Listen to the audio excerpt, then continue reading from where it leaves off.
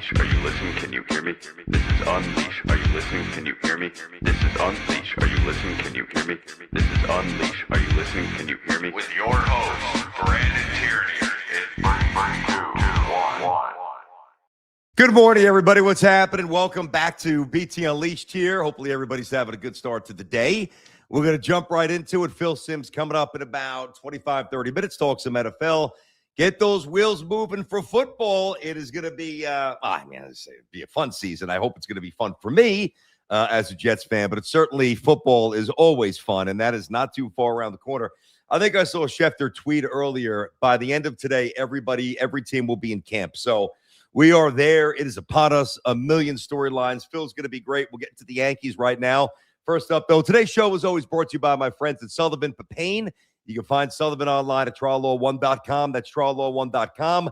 Remember the name Sullivan Papain, and by Premio Sausage, the way sausage should be. Find them at premiofoods.com or in your local grocery store. So yesterday's show was fantastic. Gary Sheffield Jr. was on. He will definitely be back. I'm going to jump on his channel. He was great. You guys were very receptive, very welcoming. The comments, the feedback was really fantastic. So I thought Gary crushed it.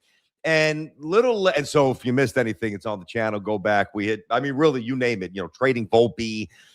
Would he trade Lombard? Who's most culpable? How? Cash? Boone? You name it. It was all Judge's health. We hit it all, right? And then yesterday, just kind of minding my own business, running around, doing some errands. I come back and I see, I think Brian Hoke had it, and then everybody had it pretty much, that Bellinger is out for 4 to 6 weeks, which really was stunning based on the fact that we saw him doing some drills on the field Sunday night. So I've got a little bit of an update.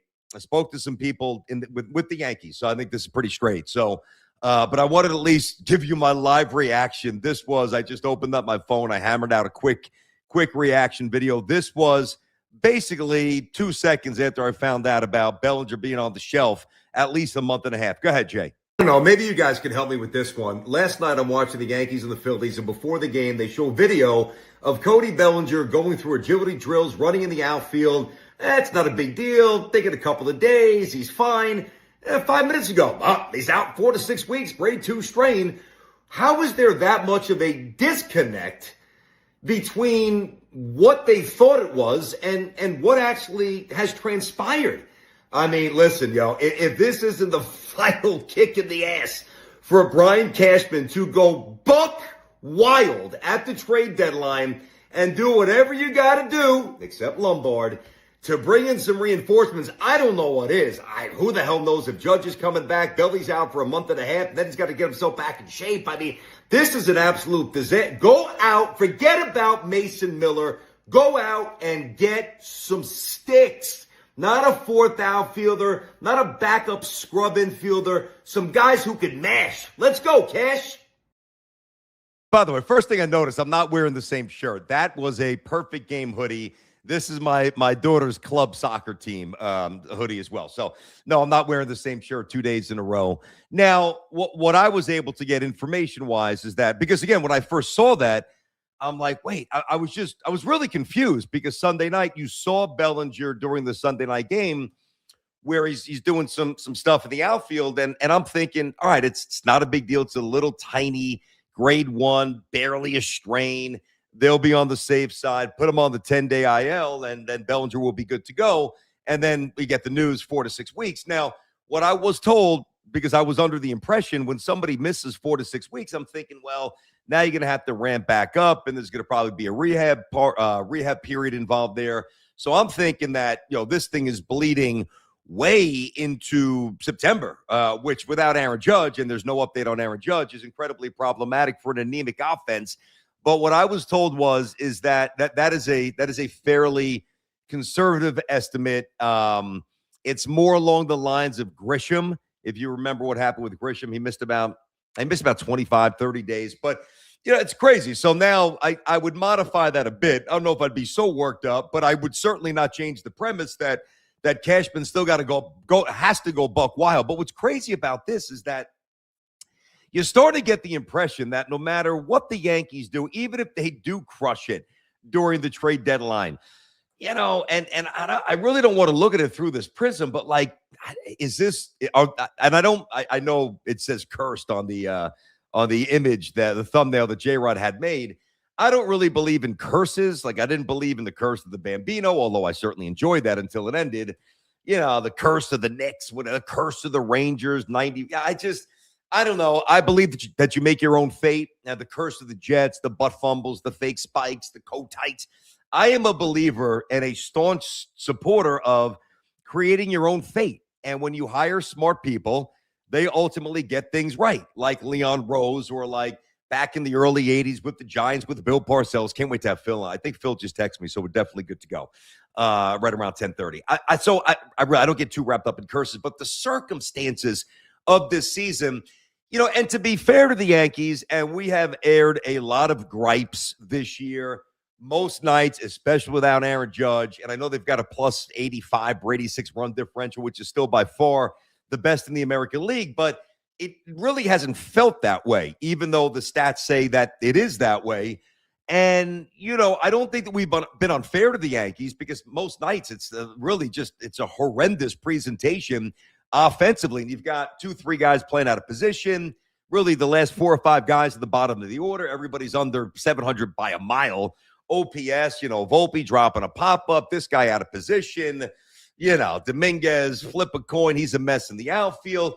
But when you really think about it, at least for today, this does not change what I hope they do during the deadline. But I do think that we've got to have a little balance here and at least incorporate everything. And I haven't really done this in a while, because the visceral reaction to what the Yankees look like aesthetically night to night, it's bothersome and it's exhausting and it's boring, right?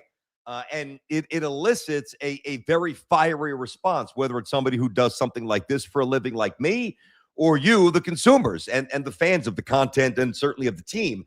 But when you really strip it down, in a lot of ways, I know it's going to sound so counter to what I've said forever, but Yankees probably deserve a little bit more credit. I'll get to that in a minute, Jay, than we've given them. I mean, I'm not going to sit up here and say that, Giancarlo Stanton's going to come back and bang 5 postseason home runs, but Stanton has missed 75 games, all right, with the calf injury. We know Judge has missed over 50 games. He's probably going to miss closer to 90 or 100 when it's all said and done.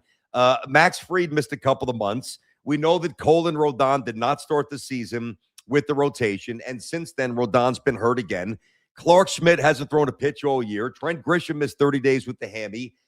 Ben Rice hurt his hand, and he missed a couple of games there when they really couldn't afford to play without him. So, it's a little bit of everything. Yes, the Yankees lineup is gross, and most nights, right? Yes, this team, I do not believe has the fire, or no, I mean, if you want to really look at it that way, no, I do not believe that this team has enough remote firepower to win a World Series without massive upgrades. But, in the same breath, whether it's the Mets or even the Red Sox before they were generated here and have gotten hot the last month or so, like, there are teams in baseball who have been hammered with injuries, maybe not as much as the Yankees, but hit really hard with injuries, and their seasons have been blown into ashes and smithereens. And the Yankees, they just really refuse to let that happen. Even the year when Judge, hurt himself running into the wall in Dodger Stadium a couple of years ago, it's not like they won 70 or 72 or 75. They still won 83 games, and they didn't have much around Aaron Judge. But it speaks to, and I almost hesitate to say this because there's many things wrong with the franchise that I've espoused forever. But at the bare minimum, there's got to at least be an ounce of gratitude that seemingly no matter what happens to the Yankees, no matter what's thrown at them, injuries, circumstances, both, the Yankees always find a way to stay afloat and at least give you hope. Like, think about this. Judge could have gone down, which he did. Stanton obviously out like he is.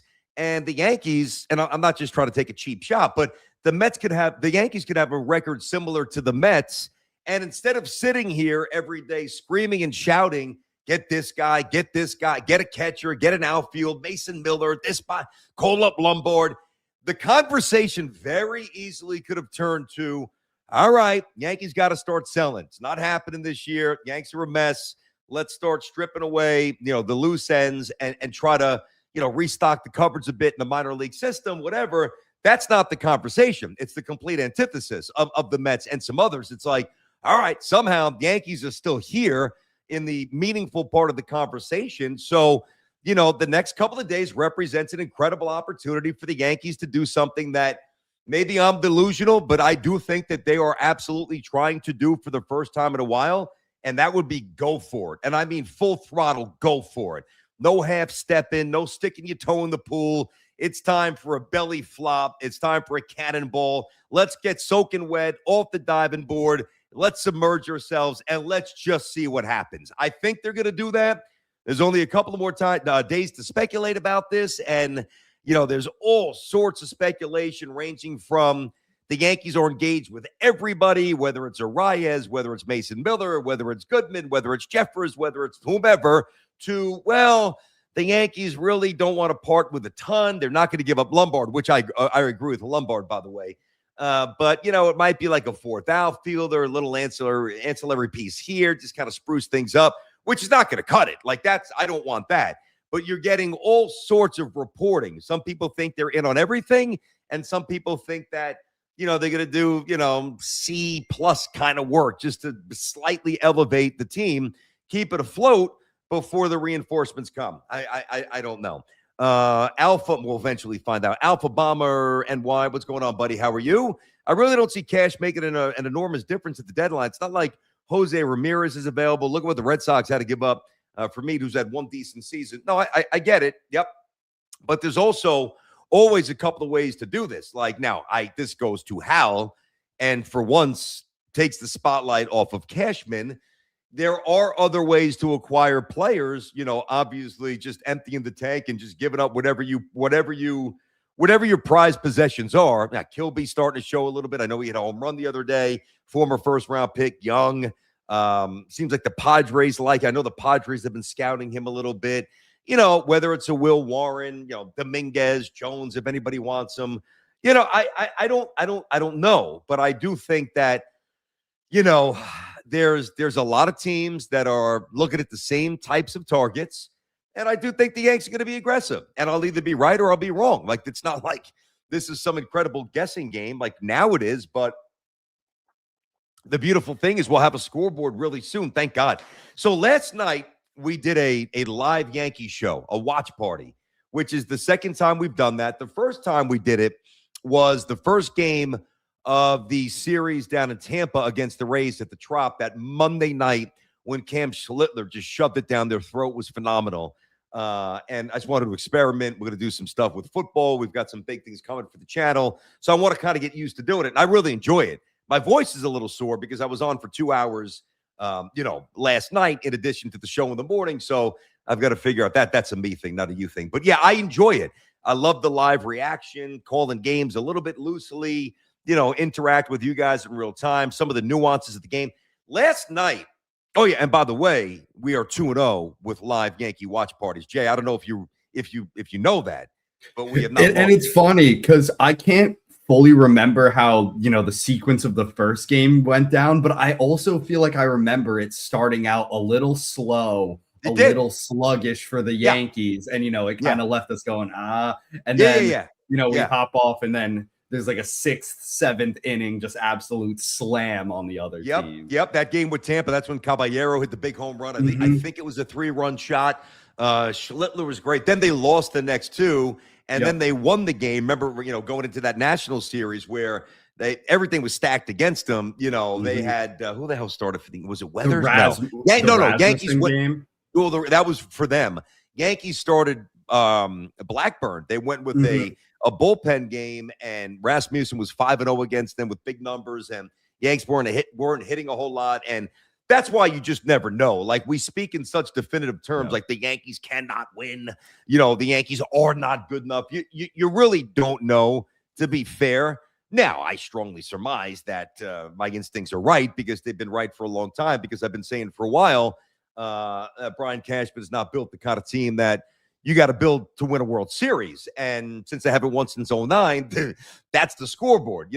BT correct and Cashman no. So far. But last night doing the watch party was one of the strangest games. I think it was actually the strangest game of the Yankee season.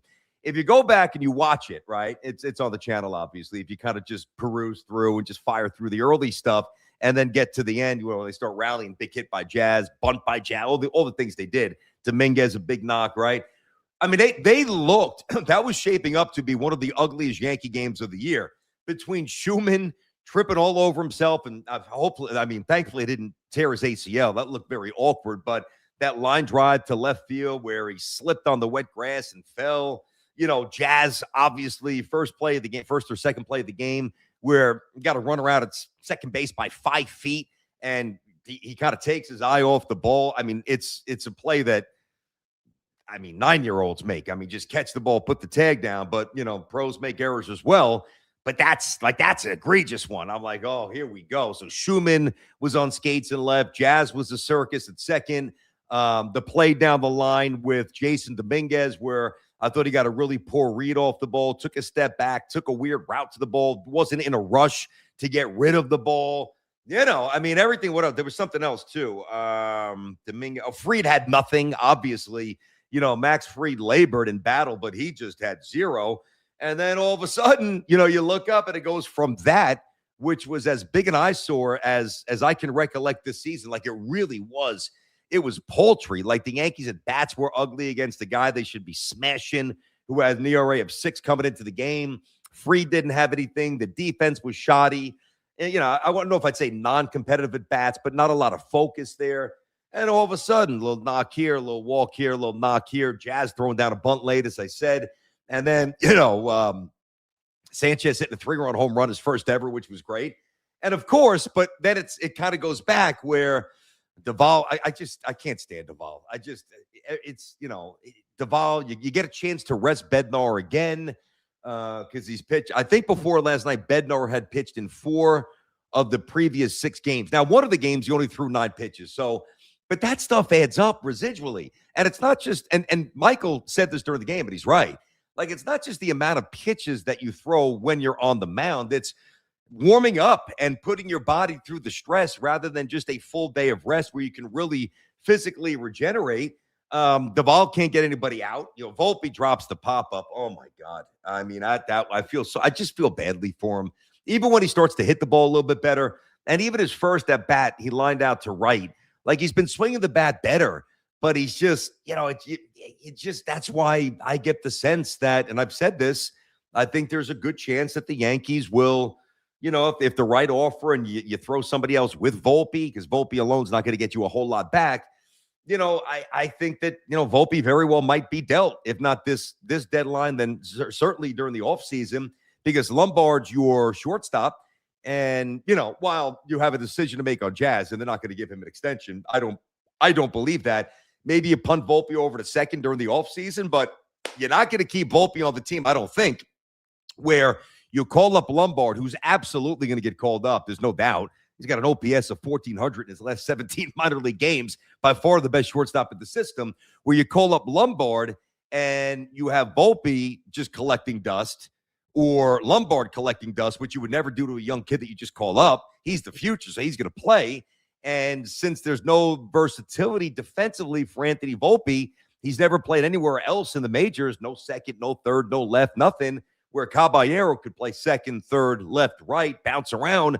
You tell me, just from a roster construction, before the rosters expand, the deadline is August 3rd, and whatever moves are made. And then I don't think Lombard's going to be down much more. As I chronicled yesterday, I'm not going to go through it again, but I went through the whole service time thing and why it's not punitive at all in terms of, super arbitration and when he'd be eligible for free agency. Like, that's important stuff. Now, it shouldn't override putting out the best team, but I know the Yankees factor that in a bit.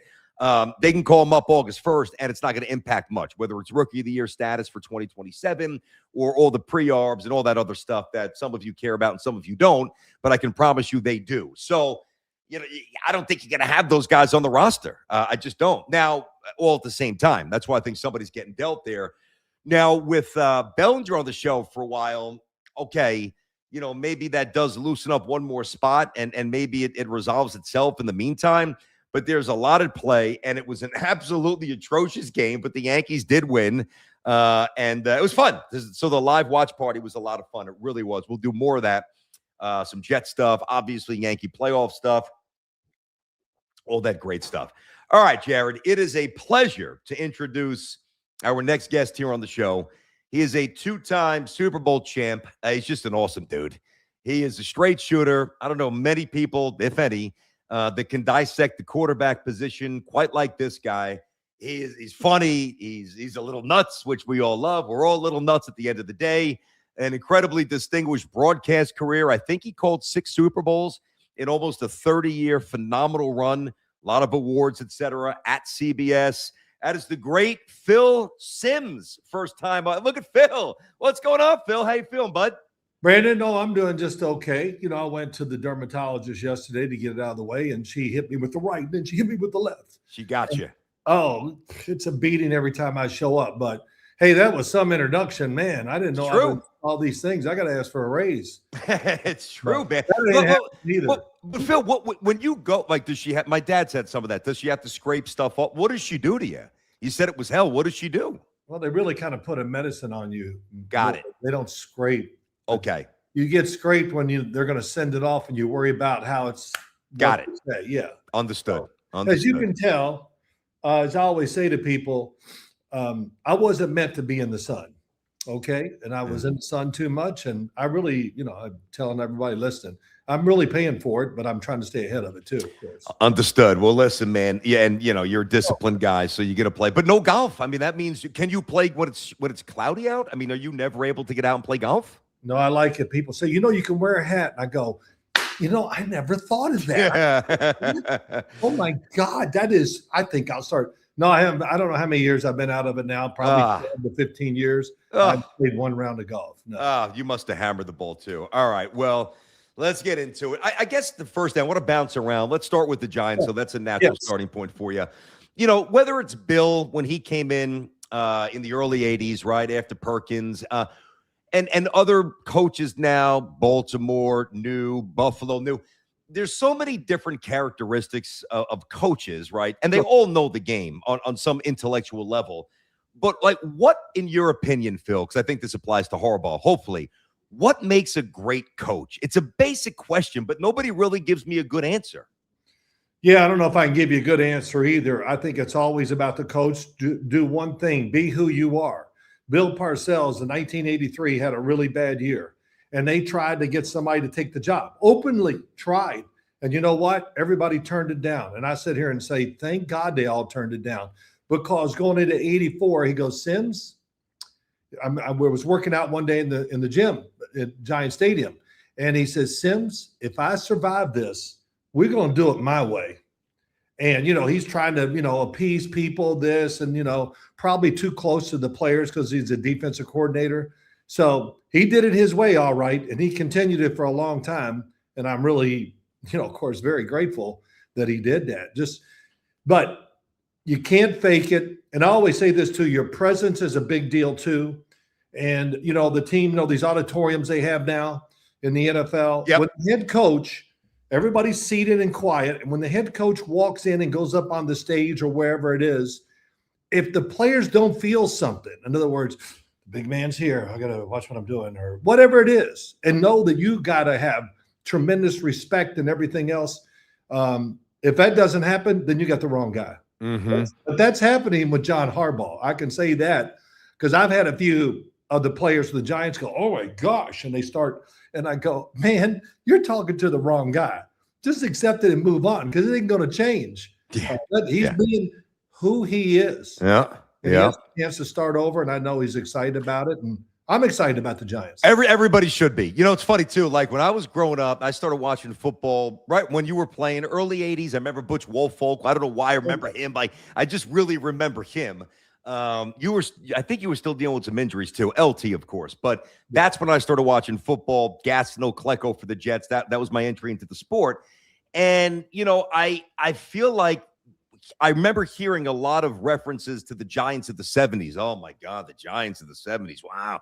I mean, they were just atrocious. They have the empty seats. It was a lost franchise. But the crazy thing, Phil, if you look at the last 15 years without the Super Bowl, and of course, when they went to Minnesota and they won the wild card game a couple of years back, the last X amount of years has largely been like the 70s. Like the Giants lost their way, and now they're coming out of the wilderness. If you had to pinpoint one reason, if there is one, like what was the impetus behind the Giants basically just crashing and burning for all these years? They've been almost unwatchable. Yeah, I don't know if I have the answer to that exactly, but lack of talent is a start.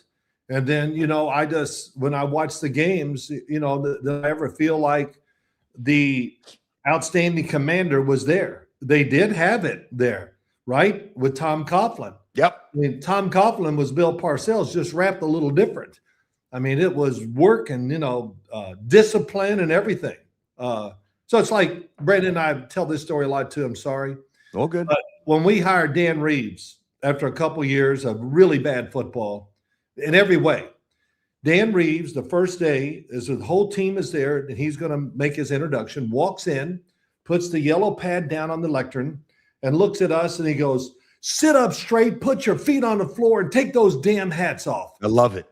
And as soon as he said it, Bart Oates was sitting next to me. I go, "We're going to win." Yep. And turn the team around immediately. So when we talk about all this stuff all the time, we got to put, not that we have to put more on the coach, but I think it's just another great example with Dan Reeves, Bill Parcells, Tom Coughlin, kind of what really truly works big time in the NFL. Yeah, but it's hard. I'm with you. The staple characteristics, transferable leadership, leaders of men, authority, presence, those things, whether it's the boardroom or meeting a team for the first time at the lectern, as you said. But I think one of the trends, and I get it, philosophically, young offensive minds ahead of the curve. All right, great. But those guys aren't walking in with an ounce of juice and zero cachet. So, pardon my language, but they can't just throw their balls on the table and be like, yo, this is the way we're doing it because this is what I'm saying, because they got no resume. And that to me is not that there's many problems with the NFL, but that's one of them. If you're a guy with no resume, how can you flex in front of a group of 50, 60, 70 guys in training camp? Yeah, well, you do it in lots of ways. How you project yourself, it might not be what exactly we were talking about before. But, you get a Kyle Shanahan. He walks in and, he's lived it and all that. And what they do, their presence, their play calling, their game management, and the design of plays, the players are like, damn, this guy's on it. And the same with Sean McVay. What do you think? He came in there all jacked up, man. Sean's jacked every He off. is jacked up. Yeah. And I could see it during the season, and it slowly, changes because you can't take the time to work out if you're a head coach. Yeah. But him too, his personality, his energy is so over the top, natural that you can do it. You can make it work no matter, you don't have to be Bill Parcells. And Jimmy Johnson, another good example, just came in and says, "Hey, I'm the man, guys." And, it's amazing. But one thing, my last little thing here, sure, is kind of, I watch a lot and see and complain about coaches. They don't manage the game worth a damn, a lot of them. And it costs them, they lose, and then you lose your job because your game management was awful. Now, I say all that because, I played under, again, I hate to always say Bill, but Bill was an unbelievable game manager. He just never made mistakes. I can go through the playoff runs we had, and it was him that came up with the what to do in these big moments and all that stuff. Yeah, He called, and it was a reason we won a couple Super Bowls under him. Yeah, but Phil, don't you think it's harder now to manage and manipulate all of those things that the coaches have to calculate because there's more to calculate? Like what I mean by that is back in the day, all right, you guys weren't putting up 40 points very often. Your defense was phenomenal. You were accurate. You were a great leader. You had a good old line, but you weren't airing it out. And you guys knew, hey, if we score 17, 20 points, we're going to probably win the game. Now you've got to all right, we're on our own 42 and the Chiefs or whomever probably going to put up 40 today. So we've probably got to be extra aggressive. Don't you think the calculus has changed where it's almost harder to coach now? More things to worry about. Yeah, no, I don't know. I don't think it is. Really? No, I don't. It's they're dealing with the same problems that have been there since, like you said, the 70s and 80s. That part doesn't change. Do we go for it on fourth? Do we call the right play? Did I decide to take the opening kickoff of a game when the wind was behind us or give it to them? But I don't do that because I don't want them to score first, because once you get on the board first in the NFL, the other team is doing what? It's chasing. And then when you start chasing, that's when it becomes really hard and bad decisions are made. And, Bill Parcells in the Super Bowl, 4th and 1. People didn't do that back then. And there it is, opening drive, the second half, we're down 10-9, and he's sitting over there going, man. And so we do the quarterback sneak with Jeff Rutledge. We go down and score, and the game was over. So that is something that, like I said, maybe I'm a little too ate up with all this stuff sometimes, and I learned so much from the coaching staff with Bill Parcells that I watch it on NFL football. And, man, there just comes a time, you just get tired of complaining about it. But I usually bring it up every week as I watch all the games, and then I start talking about game management almost every week. I saw, and I don't know how much do you go? I know your son Chris does. Do you go through social media a lot or no? To a little more now than I have. I thought so. Okay. Did you see? I'm sure you did. I just want to make sure though. The video last week of Harbaugh addressing the Giants in the meeting room for the first time. You saw that, right? I did not. No. Okay. Well, I'm okay. So I'll describe it quickly. First of all, when I first saw it, I'm like, oh man, I want to play for this guy, because to me, he didn't walk in and he wasn't like, oh, we're gonna beat the shit out. Let's go. Like, it was more like, man, this is the New York Giants. Like, almost getting back to the appreciation and trying to get the franchise back to the respectable level that it's almost always had in the NFL. And I really, I think it humanized him. And then, so my reaction was like, that's a dude that I would love to play for if I had an ounce of skill to play in the NFL. And then everybody's clowning him online. And I didn't think that it really, the energy that he felt on social media matched the moment. That's why I wanted to see if you actually saw it, because some people thought it was almost like a projection of like he was in awe and he was overwhelmed. And I didn't get that at all. But if you didn't see it, it's tough for you to comment on it. Well, I've heard him do that. I kind of know what you're saying, but he does. The Harbaugh family is so, I don't know what to say. Enthusiastic, just embedded to everything they do. Yes. And Don, there's no doubt that he did come to the Giants, and he's going, the Giants, New York. I mean, of course, we're going to get his best. We'll see what his best is. But he is so excited about the job and the franchise and everything else. I mean, man, I think he knows more about it than I do. We had a few conversations when I was at the complex, and I'm going, when he would walk away, I go, man, that guy is ready to go. That's some family. I mean, those guys, can you imagine those, the Harbaugh brothers as kids? Oh, just beating the crap out of each other. Yeah. Oof. And, it's really interesting. I did a thing, and all the players we had this gathering in New York, and all the current players were coming up.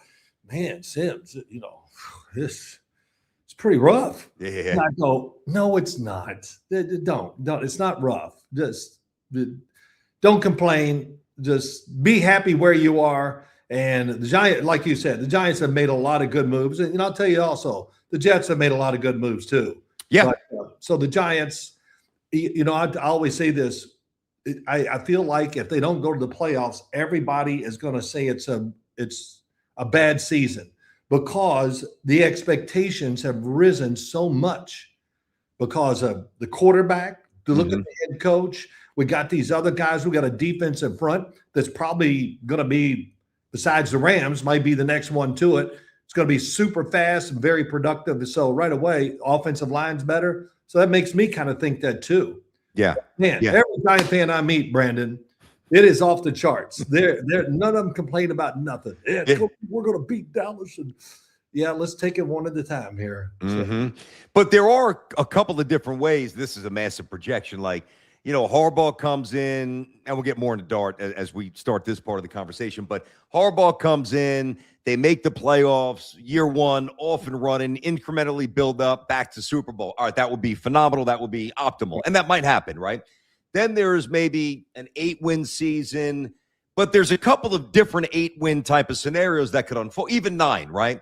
Sure. Like they can win 8 or 9, and Dart looks phenomenal, and Harbaugh shows that he's the right guy, and they just got to piece in some other things, and it's still moving in the right direction. I think the only way this could be a real negative season is if they don't win a ton of games, and Jackson Dart, and I don't think this will happen, but Jackson Dart puts on film too much stuff where we're like, hey, maybe he's not the guy. So with that being said, where are you on Dart?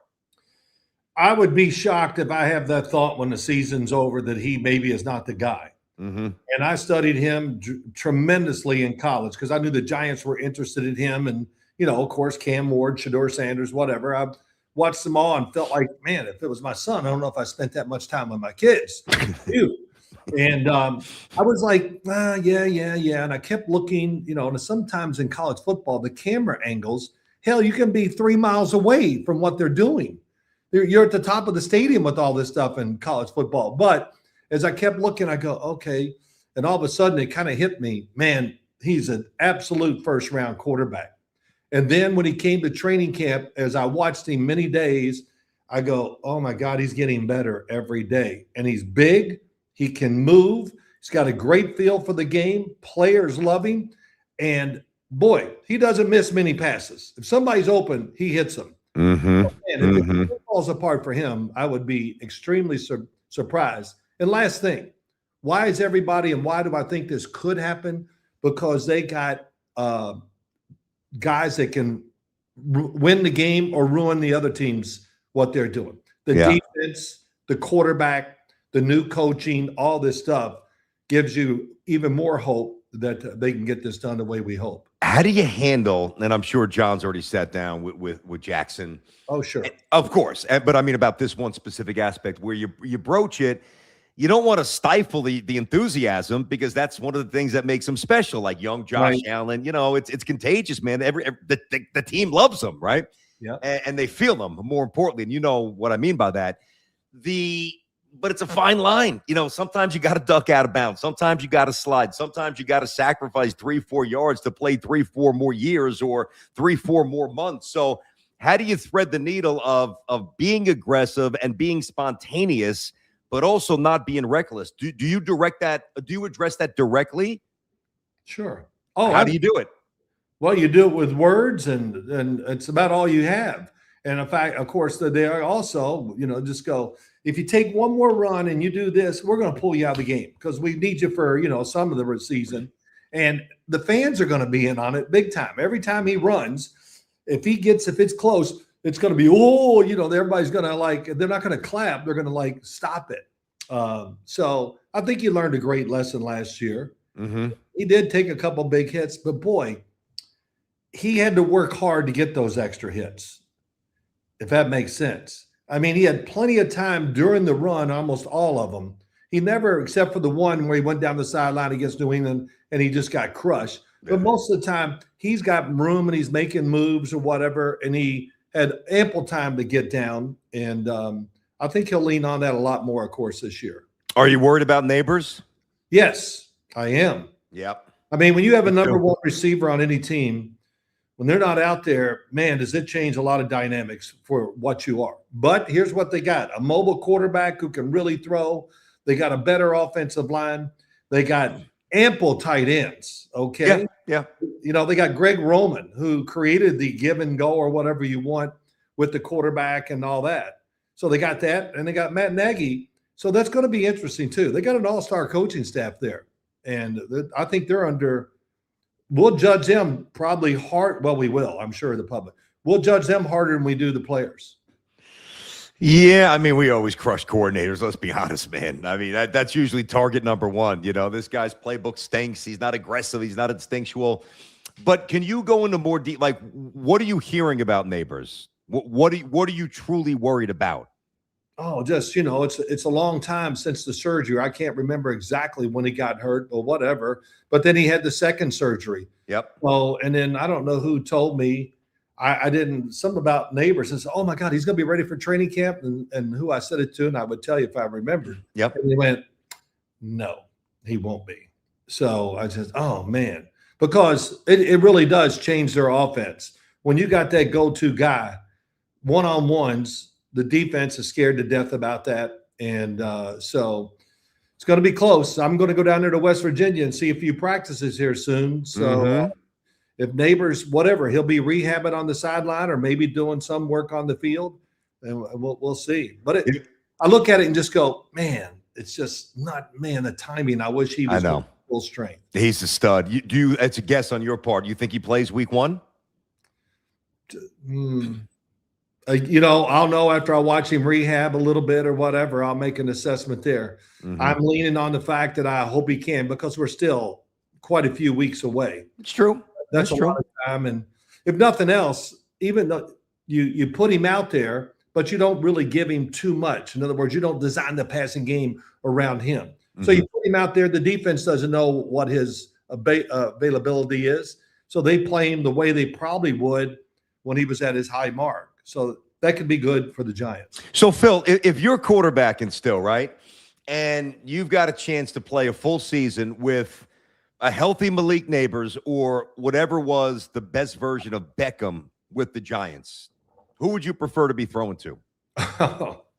Probably the best of OBJ. Really? Yeah, I mean, God almighty, come on. He's got size. He can run. He's a phenomenal. So does Nabers. He's the same thing. I know he is, but I just look at OBJ and he's a bigger presence on the field. And the fact that he's so famous, even though his career has not been as good as we all, but people respect that. Players respect it. So, I mean, this is okay. It's like, do you want a $100 bill or do you want 520s? Well, I'll take either. Yeah. Okay. So that's about these guys. But I'm kind of rooting for, at first I was always mad at OBJ for whatever he was doing, but now I'm rooting for him. This is truly the last gasp there is. Yeah. And I just want to see it happen. And of course, if it works, Brandon, the stadium will be crazy. Yes. They still remember the catch and all that other stuff. And boy, it'd be great. It's always good to play in Giant Stadium, even when I was playing. When you get it rolling, the crowd becomes overwhelming and the other team has no chance. Yep. Well, but listen, I don't know if you got the memo. It's not Giant Stadium anymore, buddy. I know. My team plays there as well. So, it's not Giant Stadium. There's all the players I've ever met, like from the Eagles, the Redskins, or, when they were the Redskins, their favorite place to play was a Giant Stadium. I said, man, well, I'm shocked to hear that. They go, man, it's like we were back in the days of Greeks. We were going out in the stadium and it's just right on top of you. Yeah. We would always say this. And the fans, man, they say some things to us on the sideline. It's unbelievable. Yeah, Giant fans are great. They're great. They're the best. But I feel like there was years where I don't blame them. And we would talk about this on the radio quite a bit. Like it became, there was almost apathy that infiltrated the Giants fan base where you saw a lot of empty seats. I know it's not cheap, the economy, COVID. I get there's reasons. It's a bit of an older fan base compared, generationally passed down. So there's reasons for it. But I feel like, and I understand why, but I feel like for a minute the Giant fan lost his edge. And I feel like they're ready to get off the stool and start throwing hammers again. Like they're ready again. Yeah, no, I agree with that. You know what? When you have year after year of what we don't want at any level, and and you just go, well, why should we go to the game? I think we know the outcome. And you're right. I was at games where it was packed this past year, and it was awesome. Was it a Thursday night game with the Eagles at home? Yeah. Oh my gosh, the place was. I just go, man, if they could do this every week, and of course the players help the fans. That's the big ingredient there. So, and get off to a good start, really get the enthusiasm going. I mean, come on, let's be honest. You beat the Cowboys opening game. Hell, I might run around my house a few times myself. I hate to break it. I don't think you're going to beat the Cowboys the first game. Dallas going to be good this year. That defense, a little bit better. Offense, always good. I mean, not going to start making predictions for week one. That's probably a waste of time, but it's going to be tough. Well, sure. You got a veteran quarterback, and they're going to lean on him. They're not wasting money. I don't even know who the running back is. I got to look at it again because I'm studying all these teams. Yep. And but they got Dak Prescott and two of the best receivers in the NFL. We know what they're going to do. Oh yeah. Yeah. Oh yeah. So that defensive front for the Giants, week one, not a big test, a huge test to make this work. To beat the Cowboys opening game, that can truly, people talk about this all the time, but it's real. It can propel you because you gain confidence and you learn a lot about yourself and what you're playing against. I say this too, and I'll say it probably in the preseason game when they play Minnesota. Bill Parcells always, I kind of talked about this, kind of lost my train of thought, what I was going to say. It happens. Yeah. Oh, I know what it was. In training camp, we would work almost specifically the whole time against the team we were playing in week 1. He didn't go down to week 2. He didn't care. Want to win the first one. You got me? That's one that counts. Number 1, I got it, Bill. Like that, but how's Bill doing? And when was the last time you spoke to him? It's been a couple of months months. So he's doing okay. He's hanging in there. I forgot his age, but he's up there. He's got a younger girlfriend. I saw at the races. He was at the. Oh, is that right? Yeah, people tell me that. Yeah. Yeah, that a boy, Bill. He named a horse after me once, which I was very honored. Fabulous Sims. Did he really? Yeah, and as I watched the day, I think they were in Saratoga. Okay. And I said, well, I got to watch the races today because so they come out there he is. They mention it's named after me and all this. Yeah, it's great. They take off. And I said, well, I guess he's waiting for his move. Brandon, I swear, he came in dead last. Oh, God. And the second to last horse, he was about 30 to 40 lengths behind him. Oh, come on, dude. It was unbelievable. They came around, they crossed the finish line, and Fabulous Sims is just coming around the corner. It was unbelievable. Oh, my God. And Parcells, I talked to him maybe that day. He goes, well, I won't say it exactly what he told me. He goes, well, damn, I thought the guy would be a little faster or something like that. That's funny. Yeah. We were talking, I guess we were texting to set up the interview. Then you called me on Sunday just to kind of confirm something, and we were bullshitting for a minute. And I remember you saying, I know this bothers you. Let's jump into this now, where you've got a pet peeve. Like, you're already starting to hear the narrative, like, all right, Josh Allen running out of time and Lamar Jackson, this is your last chance. Like, that really bothers you. There's an element of truth to it to an extent, but you don't want to hear that. You can't stand those narratives, right? Well, yeah, I can't, because there's so many variables into it. And it's presented to us like, well, the quarterback, it's all about the quarterback. If he doesn't do it, he's not good enough to get to the Super Bowl. And it drives me crazy, And then we always, as it goes, we discard the whole damn season. It's all about this playoff game. Oh, I know he couldn't come through in the big time. Yeah, all of it bothers me because I know it's not true. And like this one, the one that really, I even heard it yesterday. Caleb Williams, and I said this after his rookie year. If they redrafted the quarterbacks, I would still run to the podium first with him and nobody else. Okay. That's what I thought about him in college, and I saw many instances even in his rookie year. But Caleb Williams, he was not good. He was fabulous last year. And this became like a talking point for weeks. And it said, but he's got to work on his completion percentage. And just smack me in the head. I mean, what do you mean work on his complete? You want him to throw more screens when he's throwing all these beautiful passes down the field and all the other stuff? Mm-hmm. Yeah. Oh, yeah. So-and-so, 68%. Yeah, I know. And they scored 7 points today because he's screening that damn thing and checking it down, never takes a chance to throw it down the field, not good enough to make it happen down the field. But there's Caleb, and I hear it a lot. I just go, wow. I put that right up there with QBR. Like, I give a damn. Yeah, you told me that on the phone. You're like, don't ever bring up QBR. So I'm gonna listen to it. But listen, Phil, I get it. Like, all right, I hear you. I do. But it's not unfair in the sense that all the quarterbacks are held to the same standard. Like, if Josh Allen doesn't win, he's never going to be Mahomes. Like, if Mahomes didn't win, and if he doesn't win anymore, then he probably won't ever be Brady. Like, it's the same. Marino never won. Yeah, I understand.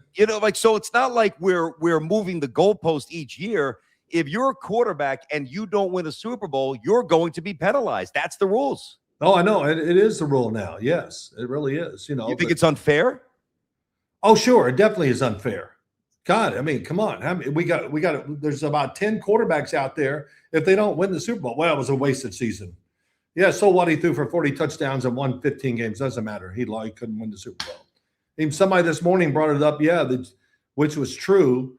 The Buffalo Bills, their greatest chance at winning the Super Bowl was when they had 13 seconds left on the clock, and we mismanaged the game and coaching with play calls and everything. It was horrendous, absolutely horrendous. They should have won the game. It should have been over like that. Kick the damn ball off, let them return the kick, 7 to 8 seconds off the clock. Now you got time for 1, maybe 2 plays, but that's it.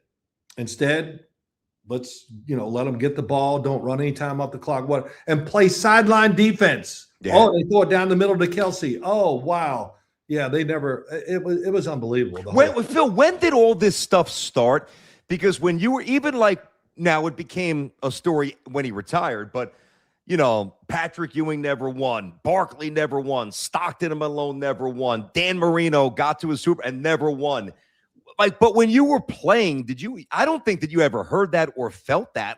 Hey, I know you were hurt early and you got booed a little bit. You went through some different stuff, and that's understandable as a first round pick to an extent.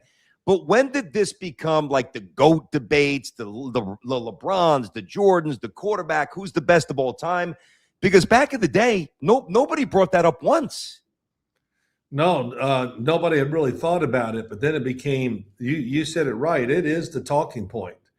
And it was on TV this morning. Is this Josh Allen's last chance with this team? And then, of course, they bring in Lamar. Well, Lamar didn't, this. And they just take that and they go down from there. Matt Stafford, well, they'll get to him soon. It'll be, well, Matt Stafford hadn't won the big one. Well, yeah, he did. He won one. Wasn't like a beauty contest that day. But I would say this, yeah, he would be one where, of course, injuries are always a big factor. But if it stays somewhat healthy, the team, then I would expect them to at least make it to a championship game, and anything less than that would be a crazy disappointment for all of LA. Well, that's fair. Yeah. I think that's nuanced. I think that's a good take. That's a good way to look at it. But people used to complain to me when I did all the interviews around here. Well, Matt Stafford, he's never this and that. I said, you're right. When he was in Detroit before the season started, I used to go, this team is loaded. I think they can win the Super Bowl. Yep. Yeah, I know. Man, no players, bad coaching. Oh, you name it. They had it going. And there's Matt Stafford just getting demolished. Yeah, no doubt. All right, so I need some guidance here, Phil. Okay. I do. I'm a Jets fan. I love their offensive talent. O-line's going to be good. Defense, we'll see. Glenn's hanging by a thread. All the storylines that we know. They've got the 3 first-round picks next year. Man, I know he's good, but this notion that Arch Manning is the savior, I'm not even sure he's the best quarterback in college. Matter of fact, I think Dante Moore's better. There might be others who are better.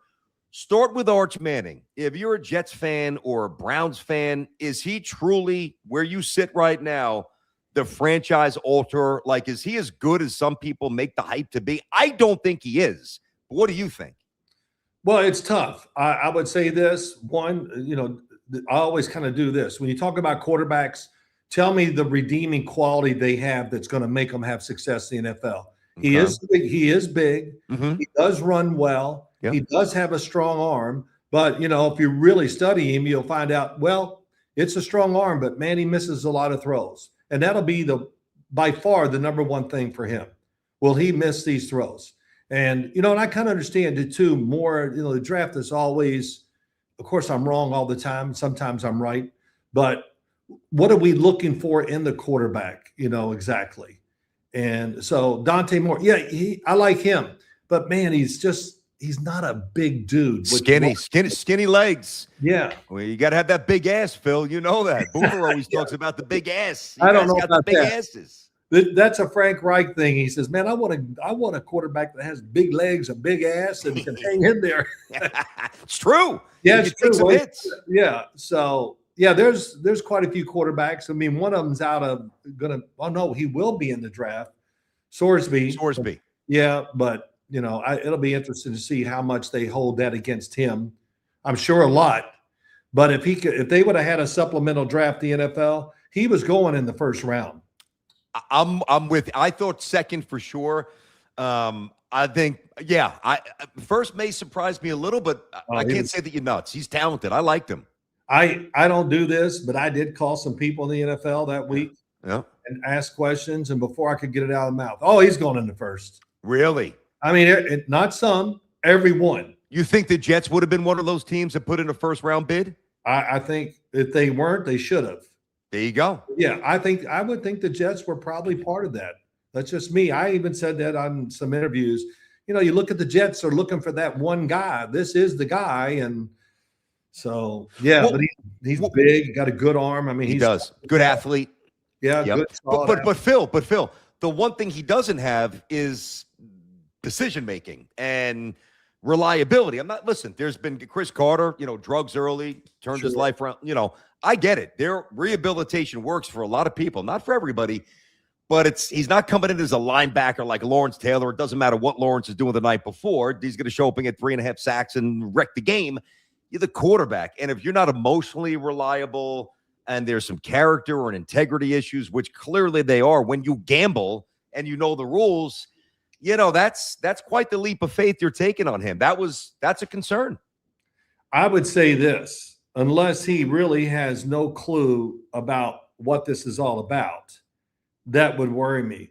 I think he'll be an angel. Yes, sir. What do you need, sir? Yes, I'll do it, sir. Don't worry. Yeah. He's going to be that guy. And if he's not that guy, then, oh my God, don't touch him. Yeah. If he's in the 7th round, don't.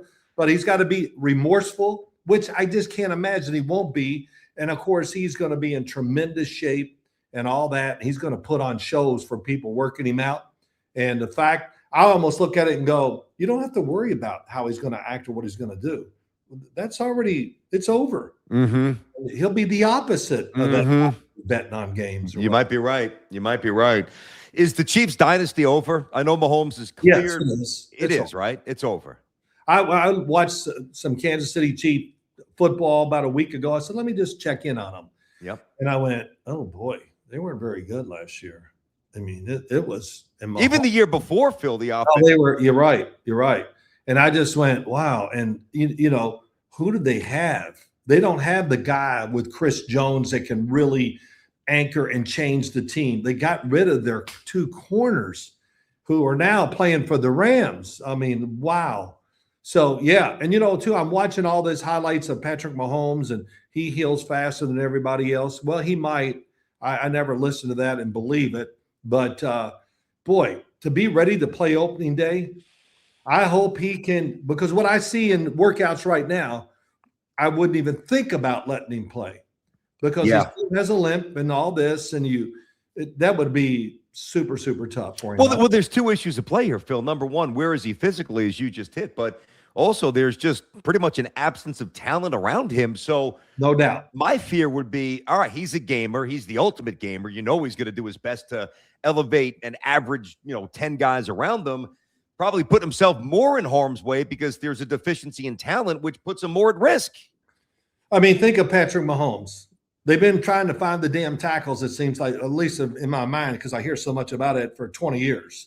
And the defense is slowly eroded. Yeah. And yes. that's the part of the team, or the team that always said no matter how the game was played, the defense was going to keep us in it. And I don't know if I see that when I look at their roster and think about it. Yeah, Chris Jones last year, he was, goddamn, he was good. God damn, he good. It's amazing. And, he's even speaking up, Brandon, which is a huge deal. Because when he speaks, the rest of the team is listening and scared because they don't want to be brought up in this conversation. So they kind of, so the Chiefs are changing maybe a little bit in that way. And, I'm sorry about, the shooting of come on, the offensive coordinator. See, I forget these things. Bieniemy. There you go. It's horrible. Jeez. It is. But I'm sorry about that. I'm not going to talk about that. No, this is horrible. The personality that they needed, Eric Bieniemy. I mean, I'm going to tell you, I had some conversations with him, and I went, wow, I don't know. When I was done talking to him, I'd go, I'm a little scared. Oh, really? Because he's just so, God, Sims, we're gonna do this and that. And He's a dog. and he's talking about other things. I'm just going, and then I've heard it from all the players out there, just that he holds nothing back. His assessment of what you are doing is real and it's rough. But don't you appreciate that as a player? You know where you stand. Sure. Yeah. Absolutely. He look, when you make a mistake, he's not going to hey, it's okay, don't worry. He's going to, even to Patrick Mahomes, I'm sure he coaches him, maybe not as hard as he's coaching the other guys, but hard enough where it's different for Patrick Mahomes too. Just tell me where I stand. Even, listen, even when things were going down at WFAN, Chris Oliveira, who you know very well, he was transparent. He's like, I love you. He's like, you and Sal are great, but there's a good chance Craig's coming back. And I'm like, I got it. Like it wasn't like bang, blindside. Right. Let me know what's going. Treat me like a man. Treat me like a human, which he certainly did. And I think it enabled me to operate with clarity until my last show, rather than like, what the hell's going on? I can't function. I can't think. I don't think pro athletes are that different. So. The rawness, you got to have the backbone to take it, but that Bieniemy stuff is interesting. Let me ask you about this. Burrow, if things don't go well, really from the defensive side of the ball, I know that they brought in he's going to be gone, right? I would think so. Got to be. But they're still back in the 50s. They don't want to let's just keep moving it forward. Let's all the same team they weren't any good last year. Yeah, but let's repeat it. It's okay. It's just a different organization. It's a family. It's all about their family, the Brown family, and all this. And when I was at Morehead State, I'm veering off. Morehead State, I was worried about one thing. I didn't want to be drafted by the Bengals. Because that was said your buddy Boomer was. Oh, but it was right up the road from Louisville, Kentucky, where I grew up. And I'm like, I don't want 50 people coming every week to see me. If you don't, nobody comes. I wish you could, but I'm glad. Because you just want to focus on what you're doing. But yeah, Joe Burrow, if this doesn't work out, then I don't think it'll happen, because they'll never do this. I thought maybe they would think about trading him and starting over, especially, hey, here we got the year to do it. There are some good quarterbacks in college. So I don't know. Trading Joe Burrow would be hard to do. Boy, excuse me. But sometimes I do think about that. Yeah. And, I wonder, this is a long distance read to be fair. I don't know. Maybe you do. I don't feel like he loves football the way I want my quarterback to love football. I don't know. Is he an all-in guy, Phil? Am I off on that? As far as I know, everything I've had dealing with him, doing games, whatever, walking out in the field before a game and championships, talking to him, talking to their coaches. Yep. Yes, he's all in. He's all in. Okay. And, he's different in his whole personality, the way he handles himself. Let's be honest, it's cocky as hell. It is. Hey, it is, boy. And if you protect him, then you're going to lose. Hey, that might work at the sorority house in college, but if you don't win a championship in the NFL, you get your ass lit up if that's the way you walk around. Well, that's true too. Yeah. So it's going to be interesting. Everybody's talking about, I know they've made some moves and all that. Yep. Try to get the defense just average would be tremendous. Sure. I don't know if they can do that. But yeah, keeping him, the thing about Joe Burrow is I watched all of his games last year, and, I say, wow, but there's so much on him that sooner or later you're going to pay for it. It's just too much. There they are. They got this game, and I look at the stats and I go, oh my God, he threw the ball 48 times, or, just always some big numbers, and just, too much on him, run the ball. Just every now and then, if you just please do it, at least make the defense think.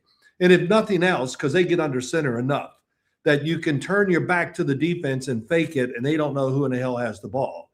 So I think that would be something else maybe they're working on. There's a nice message. Telly Lot 77. Appreciate that. Good morning, BT and Phil. Just wanted a chance to say thank you to Phil for all the childhood memories. I mean, you probably heard. Thank you for that, Telly. And I know, Phil, you appreciate that. You're always good to the fans, and you're very approachable, as approachable as it gets. But it's got to be so awesome all these years later, people coming up, hey, I was in Pasadena. Hey, I remember. Hey, like it's a lifetime connection that many of us just simply can't relate to. Yeah, I've met all 90,000 of them out there in Pasadena, so that is great. And, my old coach, Bill Parcells, once said to me, I don't know, I was in practice and standing next to him as the defense was doing their work. And he goes, Sims, let me tell you something. And I said, what? I thought it was going to be something. He goes, when you're done playing, these fans are really going to like you. And I went, okay, good, whatever. Yeah. Yeah, he said it. I said, man, was that a slam at me or is that what? I didn't know what to take, but he was kind of right. I meet a lot of nice people every single day, and I enjoy it.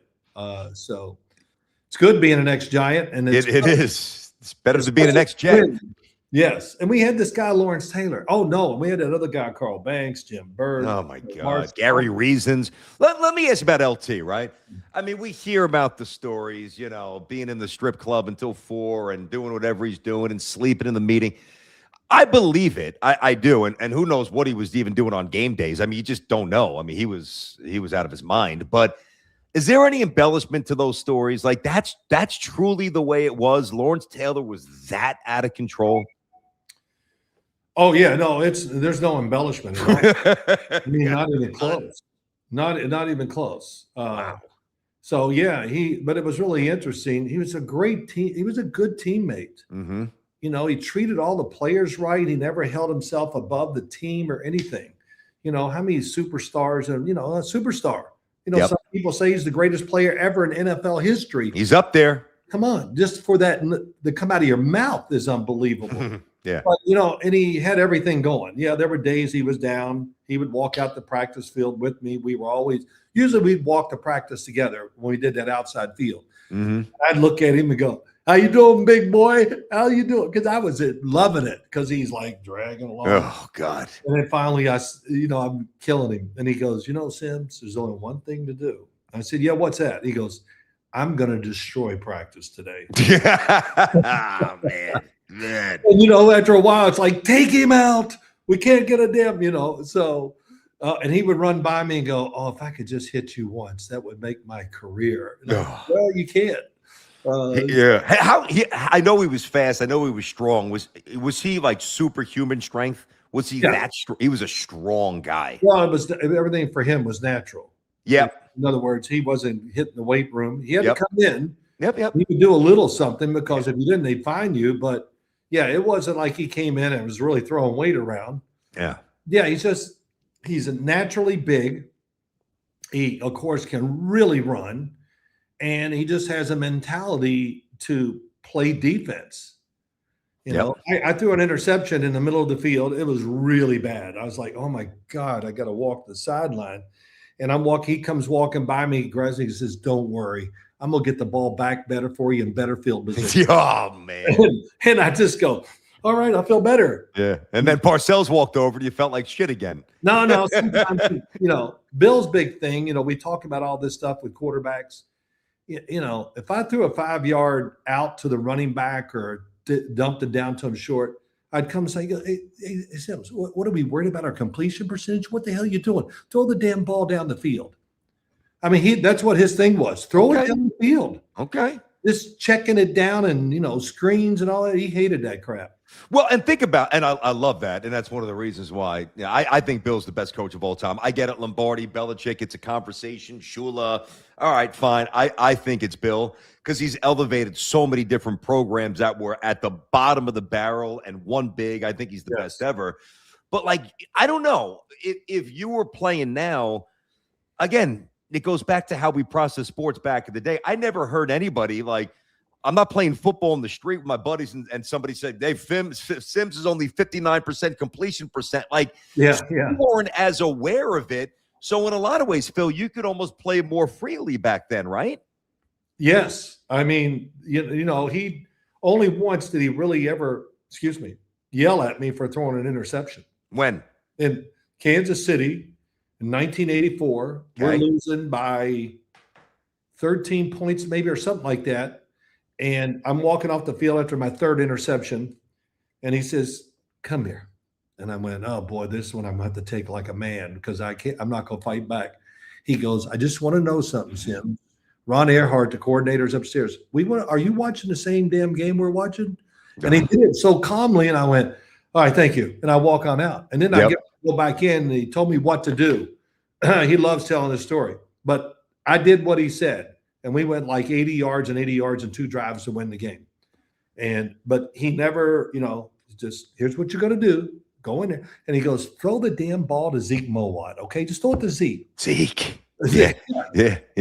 But what did he get mad at? Because every video that I see on NFL films, he's screaming at you, and here you are telling me that he's calm. So he had to yell at something. It was so bad he couldn't get mad. Oh, I got yeah. No, we had definitely some outbursts, but yeah. Our relationship was this, that we could say almost anything to each other and not be offended. Yep. I mean, Brandon at practice one day, he's just saying all this crap to me, and I'm about 2 yards away from him. And I go, I'm not going to say it as loud as I did there. I go, will you shut up? I am so sick of you. All you do is gripe and moan about everything. And rah, rah, rah, rah. And then you know what he does? He flipped it on me. He goes, ooh, everybody. Yeah. He's mad at me. Ooh. And everybody's laughing now. And he goes, come on, Sims, you want to hit me? Is that what you want to do? Oh, that's great, man. So when it's over, I looked at him, I go, man, something is wrong with you. And then I had to walk away because you can't win that battle with him. No. And did you ever go out and grab a beer with Bill when he was the head coach? No. Okay. No. But we like I said, we didn't need to go in public or anywhere. We were getting enough done in the locker room and all of his stuff on the field. I say this too, he a couple things. He never had a bad day coaching. So he had the ability to come out there and be who he is every day. Mm-hmm. I never remember a day where he stood over and just watched practice. He was involved in everything. Oh, you talk about game management. We were playing the Dolphins in 1990. Second game of the year, I think it was. Dan Drew, he scored 40-some points against the Chargers, whatever. I think it was the second game, whatever.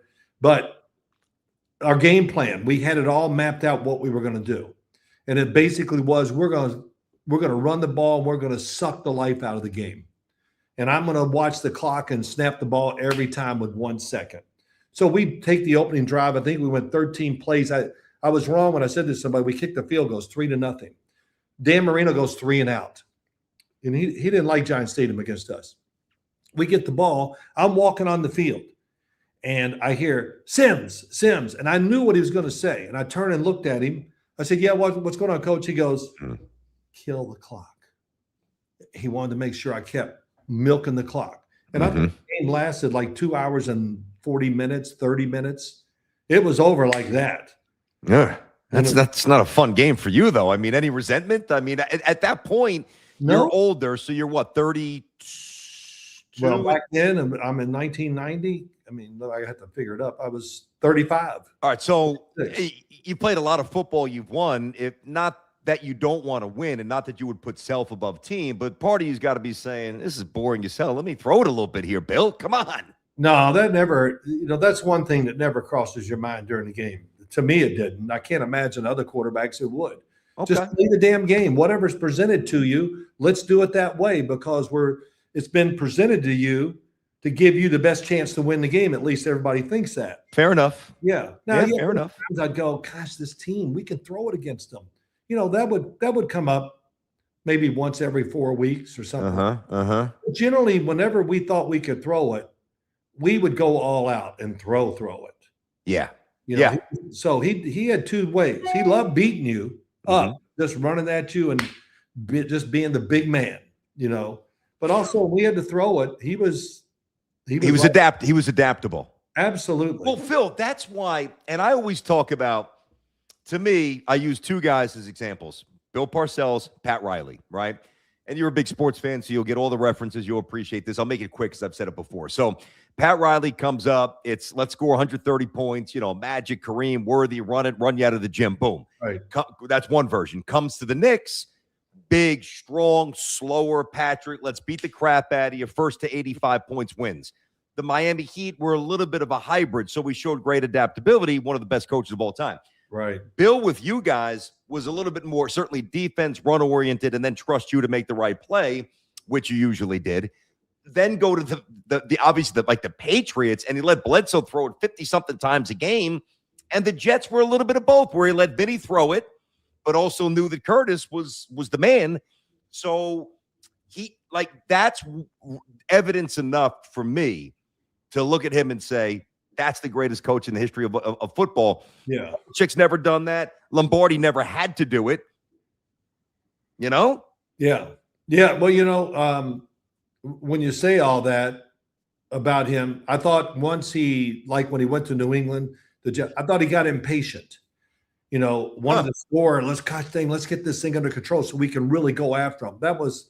That definitely was part of that. I noticed he was not afraid just to start the game and let's throw it every damn down. Interesting. Almost too much. A little bit. I thought it hurt him, New England a little bit. The Jets, he did a great job. The other thing, if you notice, when he takes these jobs, who stood next to him with the New York Jets? Belichick. No, a player. Hold on. They had a couple.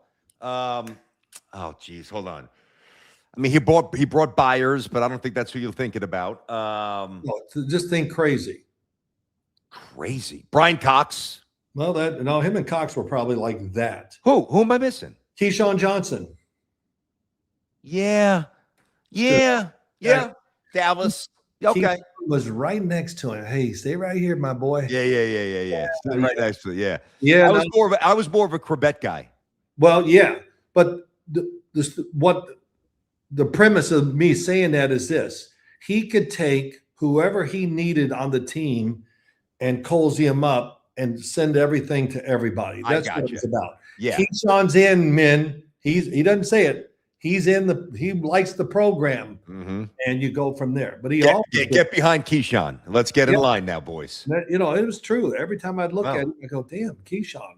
Yeah, he was, and you were doing all those games with Gumbel. Oh, I did a lot of them. Yeah, and I almost wanted to say it's like his boy he never had. I don't know what. But Keyshawn was there, and Keyshawn bought in, and many things. One, the respect he has for Bill, but probably also the fact that he needed to get his career and get it going in the right way, whatever. Sometimes that has something to do with it. But it was interesting to see it, and then to see him in Dallas, which was totally different too. Yes. Yes. I would go watch practice and do a game, Brandon, and the players, all of them would walk up to me. Oh my God, it's unbelievable. He's so dumb. And I would just go, wait, you think this is this nothing. Is nothing. And Bill used to get mad. He goes, I just can't turn all of it on like I used to. But it was just interesting. The players had never been presented with a head coach, or the new nucleus had never seen a head coach like that. Yeah, no, not many have. So you talk about when you were doing the games, you'd go in, meet with the coach, quarterback. Right. Who do you have an answer when I say who did you enjoy doing the games with more, Gumbel or Nance? I'm not going to answer that. Okay. Yeah, I don't want to. I'm just curious. Do you have an answer without revealing it? Yeah, probably. Yeah. Okay. All right. I never thought about that, but it's I would just say this: they're both different at what they do or what they did do. Yeah. And Jim, of course, is still going. Greg, if I told Greg, which I did one day in Kansas City, it's about a minute before the kickoff, and I said, Greg, I got a lot of great stuff that I got to do early in the game, so you can't talk. And I said that, and he goes, I'm good with that. And, he let me get through it all. And so that was, Greg was the nicest guy you could ever be around in that. Yeah. Everybody says that. Everybody said that about him. Jim has great qualities. I will say he's a great worker. He wants to try to know everything. And, and I think he would always know that I always had maybe one or two or three things to say about each unit, all the defense of both teams, that I just have to get in to tell everybody. Yeah. Well, he knew that. He would get me in there and lead me into it. So it We had a lot of good years. That's No question. Six Super Bowls, right? Was that what it was? Was I right at the top 6? I don't know. It sounds like it might. I really don't know. You really don't even know. No, I don't. The only thing I got from those Super Bowls, I got the games that I worked. I guess I should count them up.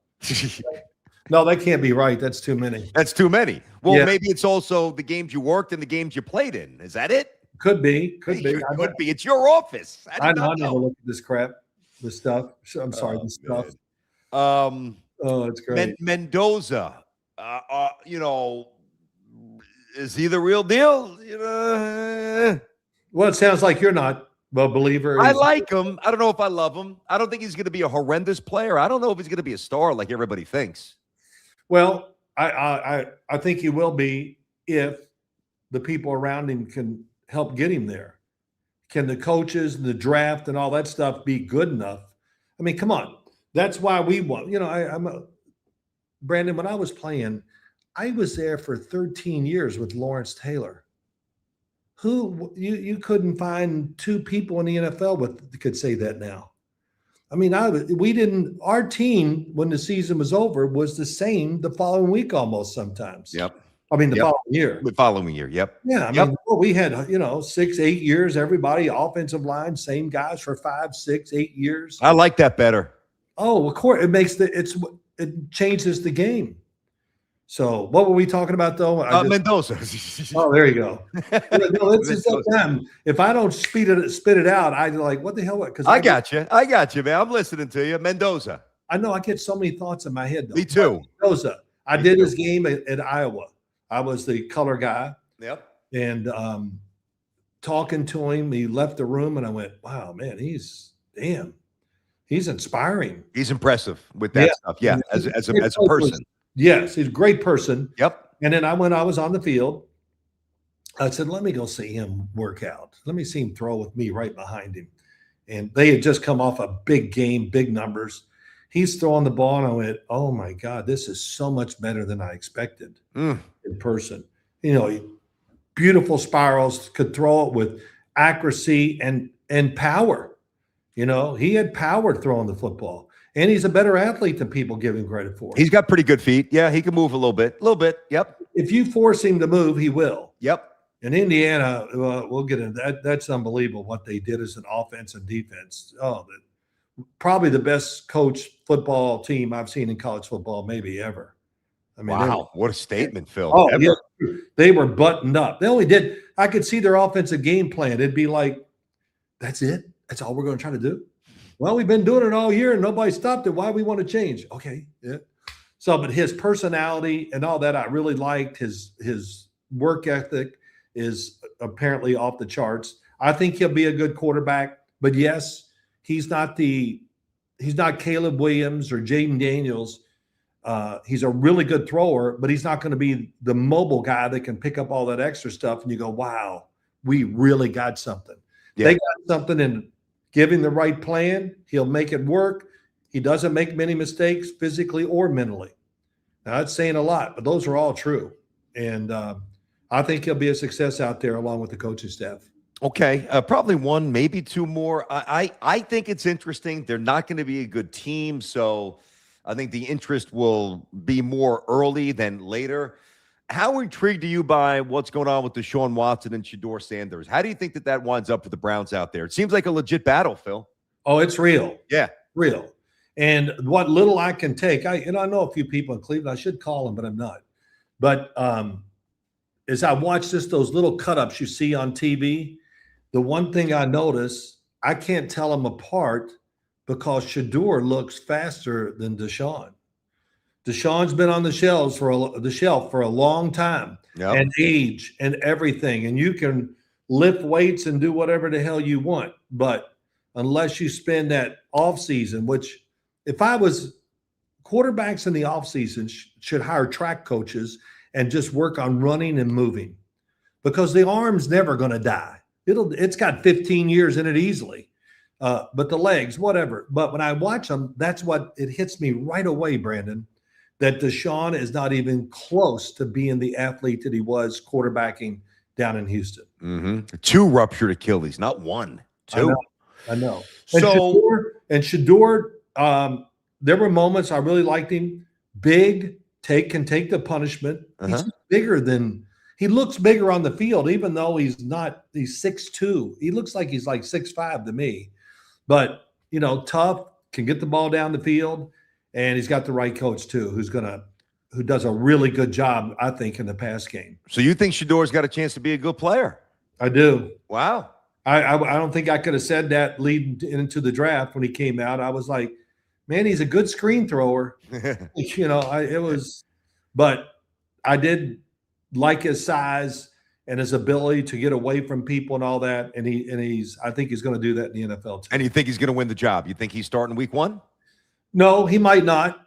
But all it's going to take, Brandon, is one game by Deshaun where he's not playing well. Yep. And that fan base and that media and everybody and national media, they're going to throw Deshaun under the bus, baby. We want Shador. And I think in the long run, so do the Cleveland Browns. All right, last thing. You can't say the Buffalo Bills, all right? You can't say them. I don't want to. All right, where do you go? The team with the most pressure coming into the season is which team? Oh, and why? Outside of the Bills. Rams. Really? Yeah. All right, good. Well, I mean, come on, the Rams. I mean, they're stocked. You can't look at their team and go, well, they had this or they had that. No, they got it all. They got it all. I even like their backup quarterback a lot. Tyson, who they drafted. I didn't like him coming out of the draft. I really liked him. They took him 13th. That was an interesting move, right? 13th, I think it was. It was pretty early. Somewhere in there. Yeah, but he's all he is a younger Matt Stafford. Really? Oh, yeah. He can run. Why the hell didn't the Jets take him if that's the case, Phil? I don't think, well, they're not ready to make that move. They want to probably wait. And does he fit the criteria they want? Well, what I mean is, they want the big quarterback who can do this and that. They got Geno Smith. He's perfect for what they're going to do on offense. Absolutely perfect. You think he could still play a little bit? Geno still has some juice? I walked about 100 yards from here. My son, Matt, was throwing with Geno Smith. I saw the video. Go ahead. Okay. And they had all these guys, and it was like 25 kids. Once they heard Geno Smith was going to be there, they all want to work out all of a sudden. Yeah. But I'm going to say I watched him. I stood right behind him, too. I'm going to say I watched at least 50 throws, and 49 of them are perfect. Let's go. All right, baby. Here we go, Phil. I mean, he can let it go. Let's do it. And he's mobile. He's in great shape. I mean, great shape. The best I've seen him in years. Okay. And look, he's got experience. This offense is going to be, I think, quarterback friendly. They're not going to go out there and they're not going to try to be a superstar team throwing the ball. No, they're going to it's Frank Reich. They're going to do 1980s football that he learned up in Buffalo too. So, yeah, it's pretty. Talking about the Jets, Demario Davis on defense. Yep. He might not make a tackle the whole year. Okay. But they're going to be a hell of a lot better because he's going to be barking behind you, man.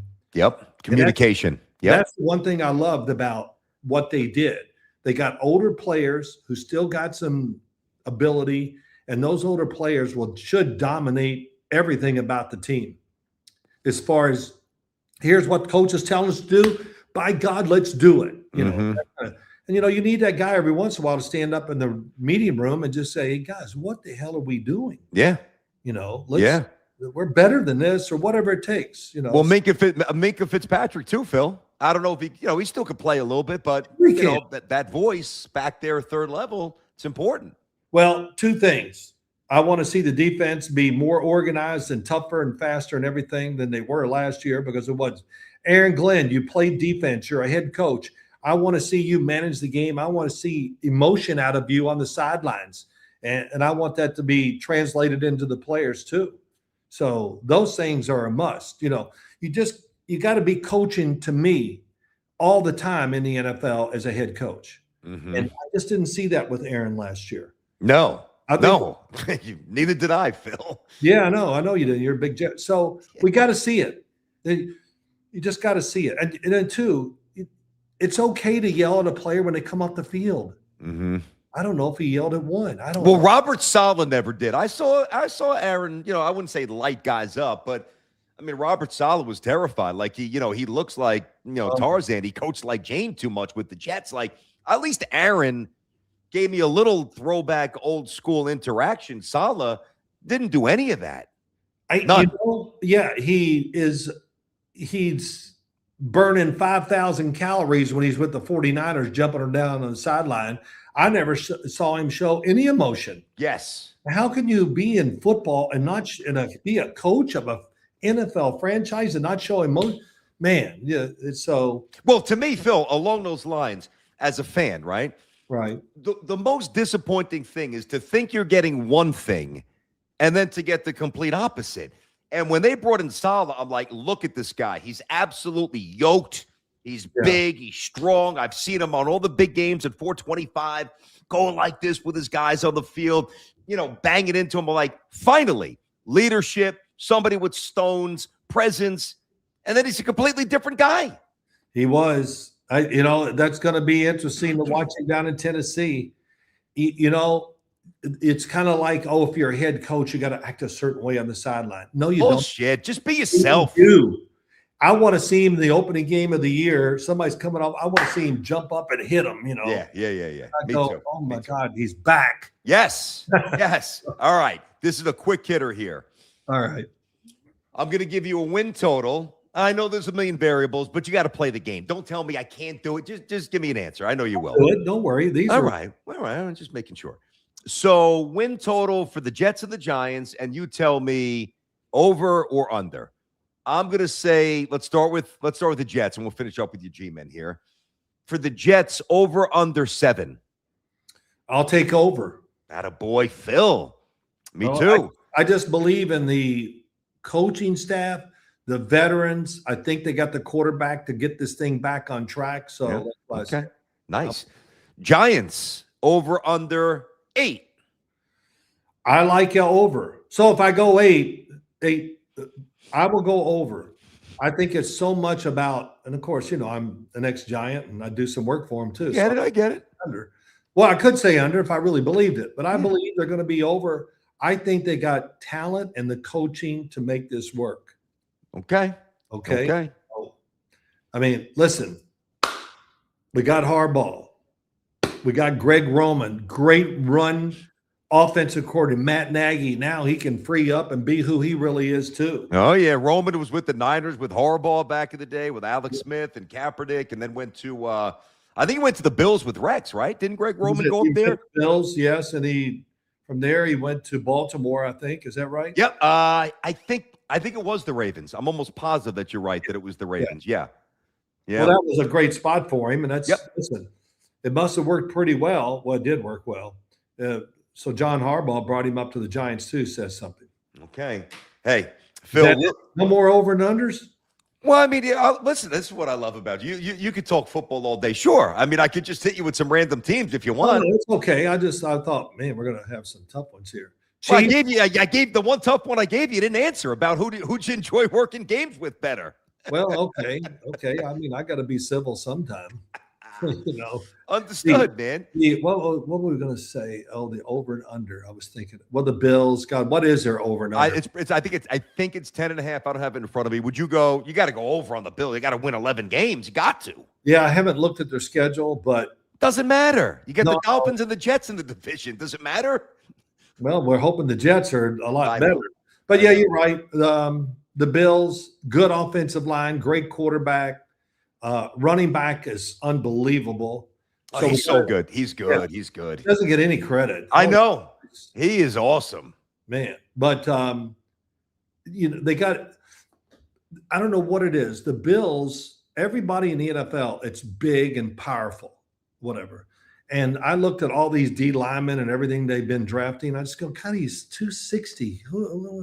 He has to – is he an Olympic sprinter? Is that why you like him? And yeah, it just – they drafted, I think, 3 the year before, and they drafted a couple more this year. I've been kind of going through this. Wide receivers, DJ Moore, okay? It's just not that I've been working on the Bills. That's my team that I'm – James Cook, this, that. No, I didn't Phenomenal.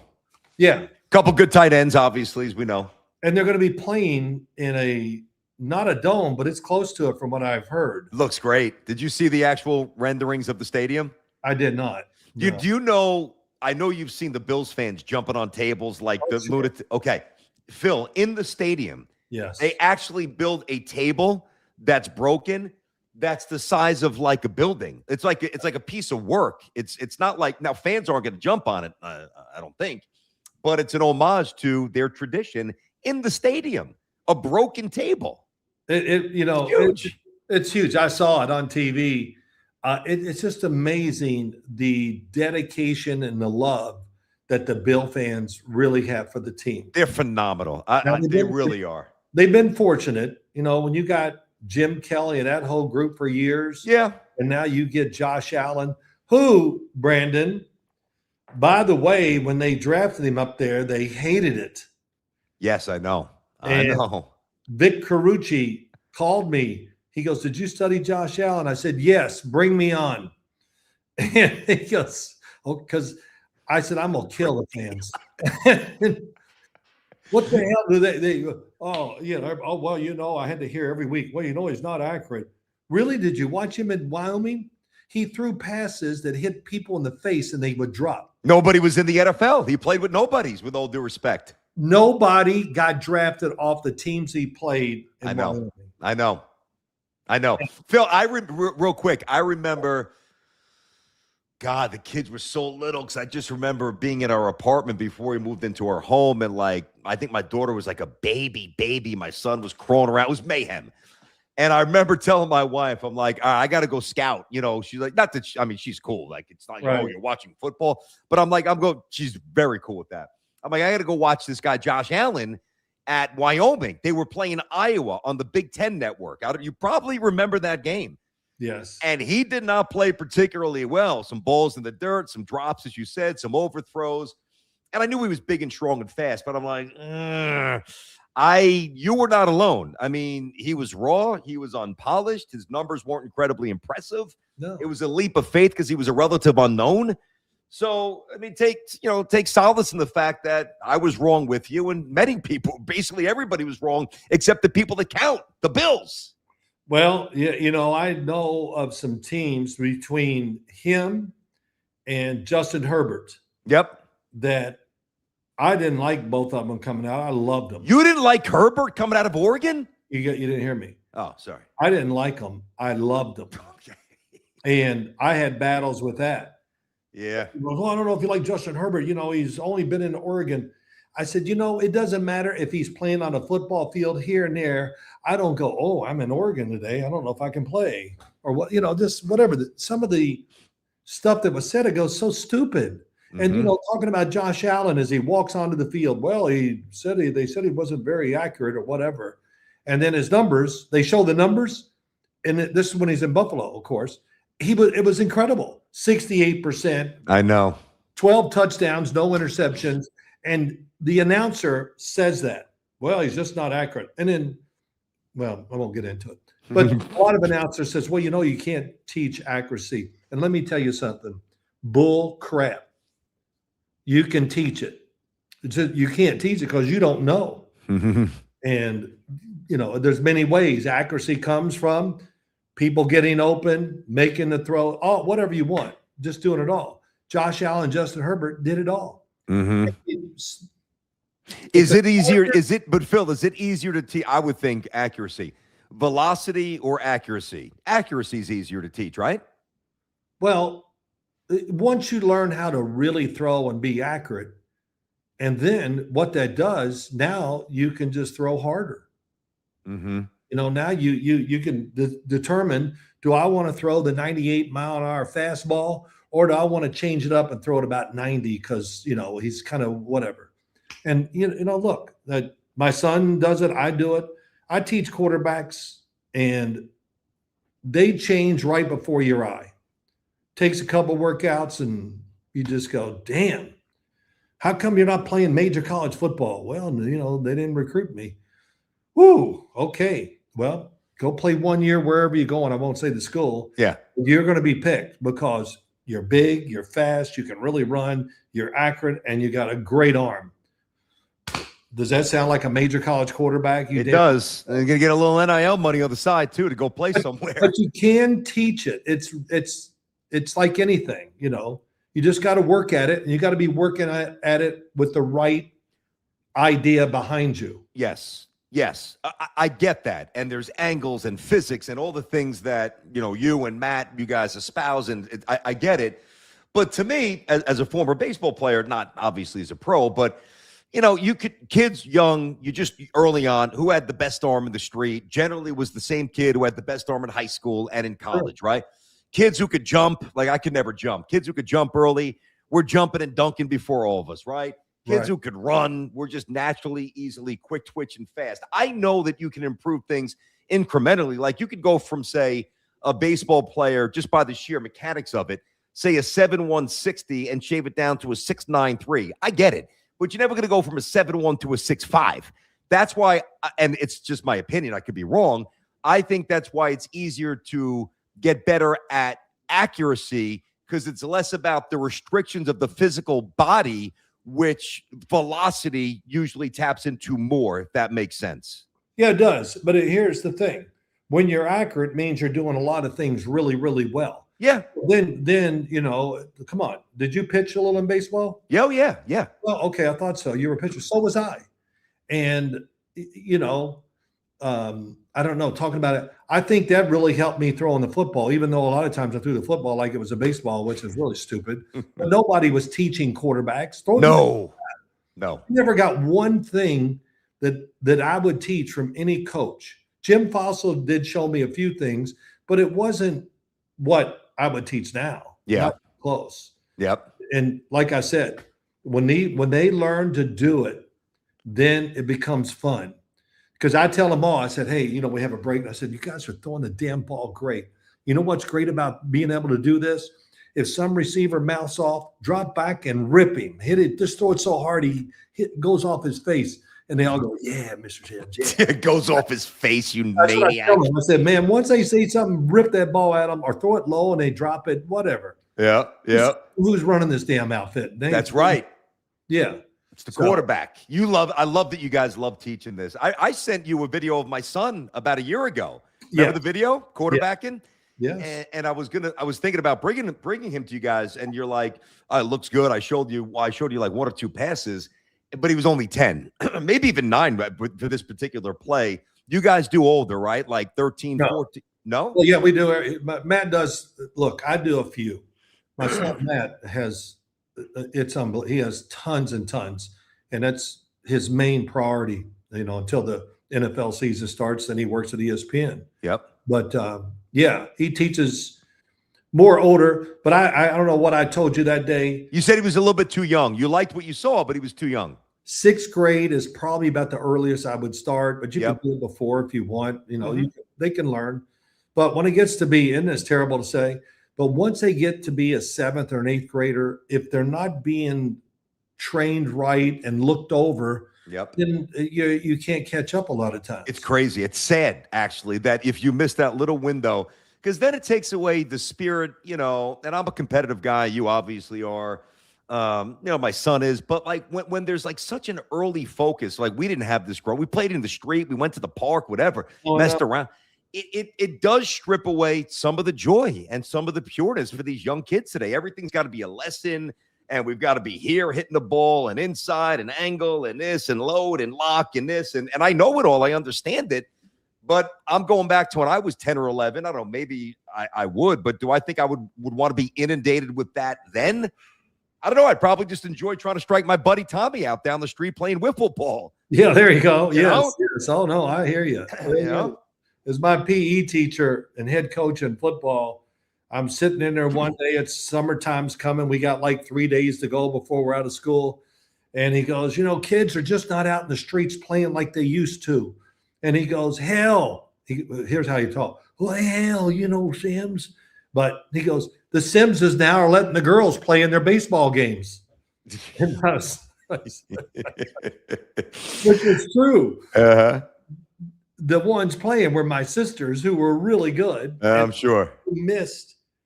I always say this. I said, oh, you guys would have been – they missed the girl sport. The window. There were two. There was nothing there. There were no girl sports. Nope. None. There was brownies, Girl Scouts. Honestly, Yeah. it wasn't much. My daughter does everything. No Everything. softball, no flag football. I mean, you name it. No basketball. Soccer was even tough. Like in Brooklyn, there was no soccer even for the boys. But Yeah. no, it's changed a lot. And by the way, before I forget, what is give the people, like for Matt, do you have a website? What's the name of his company for those who want to? Sims Complete. Yes. And that's Give it. I stepped on you. Give it again, Phil. Sims Complete. Sims Complete. That's it. Sims Complete. And what Matt is doing, he is sending out more videos than ever. And you know, and did you watch Gino throw for some of the? I did. I saw it. Yeah. Damn. You know that he didn't have to pick. He just said Gino's first 15 throws, just put him out there. Wow. Really? That good, huh? I'm telling you, Gino's impressive as hell in person. Well, then why did he suck last year? I know the Raiders were a disaster. I get it. No, he's a gonna talented guy. If he could have protected him, come on. That team was awful. They were awful. The scheme was awful. Yep. The line was awful. Yep. And what did he do the year before? It was good. Yeah. And before that, he was even better. He was a true all-pro quarterback in Seattle. I agree. And as Pete Carroll said, why did you name Geno Smith your quarterback? Because everybody's kind of shocked. Why would you do that? He goes, because every day I come out here and I watch him shred my defense. That's a good answer. That's and so that kind of like, okay, let's go to the next subject. I'm going to disarm you. This is my reason. Next topic. And you know, he'll be in this with the Jets. I don't know how long the fans will be patient, but you know, the verdict comes in usually really early on everybody like this. Yep. And then I heard on TV today that Kay Klubnik might be the backup, which is a really good choice. I saw him throw two up here. I was just going to ask you about him. Go ahead. Yeah. I mean, who did I hear say it? It might have been Boomer. I turned them on. Okay. It was, you know, he has really good feet. He's a good athlete. He's trim and all that. But, you know, he's got so much experience behind him that kind of lends itself to having a good chance to be the backup. He played about 40 games at Clemson, 40-something games. Yeah. Yep. So that stuff is kind of real because you know what Parcells used to have a name for it, where you just, I see everything. No, you just kind of feel it. You see it, but you don't stare at it. Uh-huh. That's why game action is so great. It teaches you those things. So, yeah. But last thing, how old is what grade your son is? He's going into the 6th grade. Oh, well then when this weather turns better next year, football season's over, that's when I would say start going. I mean, can I get a little family discount here, Phil? I'm trying to get this YouTube show off the ground here, buddy. I don't know if I can afford the Sims rate. Sure. Yeah, the rate. Well, mine's 0, so you can afford that. I think, you know, the problem is, too, and he loves playing quarterback. He's a 3-sport kid, which I love. Right. But back then, we could do that, you know, and now I'll never, unless he's like, and I still would dissuade this, but I would not let him specialize in anything until it's like, all right, what high school are we going private? What are we doing with high school? It's too early. He's 11 years old. But it's almost impossible to play 3 sports, especially if one of the sports is football and you play quarterback and play 70 baseball games and play 30, 40 travel basketball games. Like at some point you got to drop one. And I know he's not going to drop baseball. So I don't know which one it's going to be, but it's really a shame that kids just can't naturally gravitate to one. It's so rigid and like I try not to script it, but sometimes it's hard because you feel like, it is not just mine. Like, is he going to fall behind if he doesn't do this tournament? It's a lot. It's too much. It's really become complicated, Phil. Well, it's not going back to any other days. We know that. No, it's just going to keep going forward. To me, it's a little like, you know, it's like a little scary because I see the speed. Just think of the NFL. Look at this. This past year at the Combine, every single group but one ran the fastest times ever in the Combine. And it's all because of specialized training when they're young. They're moving. I know. We're getting better athletes, the speed. That's why the field now it's sideline to sideline. Yeah. Because the running back now is not the featured guy on our football team, which No. he used to be. Well, Phil, think about the tight end the Jets took out of Oregon, Kenyon Siddiqui, ran a 4.39 40. Oh, he's 4.39. I know. What? I just wrote all my things about him yesterday, and I was like, damn. Yeah, I'm excited about him. Yeah, you should be. I am. But the field is from sideline to sideline now. Mm-hmm. And so what does that do? That just lets players get more room to build up speed to hit you and do other things. That's true, too. So, nothing they can do about that. But, Nope. man. It's getting a little dangerous. I hear you. All right, listen. Wait, last thing. Yeah. So if your son's a quarterback, you said it right. He's going to find out early, even though he's good and this and that, the level has raised dramatically. I know. And so you either got to go, well, do I want to get in this war? And I hate to say this too, but you kind of know when your son is in the 6th or 7th grade what he's going to be through high school. I hear you. So, I tell people that. I tell you the other thing, Brandon, that's big, really big, that, is hold him back a year. That's become a big thing. Yeah, he's kind of in the middle. My daughter's really young for her grade. She could very easily be a grade behind. Her birthday just passed. I mean, she's the end of July here, basically. My son's January. I mean, the way some kids that he plays with now, he's going into 6th grade, have already reclassed. Now, when I was younger, I remember when I was coming out of high school, I didn't love some of the offers I had. I wanted to go to a bigger school, whatever. I remember my dad saying, hey, I put away some money if you want to go to prep school. It was back in the day, it was prep school. Right. Which was, and I wound up not doing that. And I made the right choice. I just wasn't good enough to be a pro anyway, and I had a great college experience as a student athlete. But I think that now, it's Looneyville. It's actually crazy is what it is. But I think a lot of the reason, Phil, is because college has gotten so expensive. I mean, my sister went to Boston College, right? Years ago. Right. Somebody told me BC's $100,000. Villanova is $100,000. Sure it is. I know. How Marist is like 70 at this point where I went. How daunting is that as a young parent? That's why you got to open the college funds when they're kids, when they're born. But a lot of parents see an athletic scholarship as the only way to go to school. And that's why parents are crazy at games. And that's why kids are being, reclassed and all this craziness. Well, I get it asked all the time to me, and I talk to the parents. They always come to watch their kids throw, which is great. And I just said, my mouth sometimes is be alert because God knows what I'm going to say. But they'll say something to me. I just go, if you're thinking of reclassing, then do it. Huh. It's there. You know what I know about it, which I've watched it many years, is that it's only good for the kid. They're only good. And people go, well, he's got friends. You'll find the same friends in every class.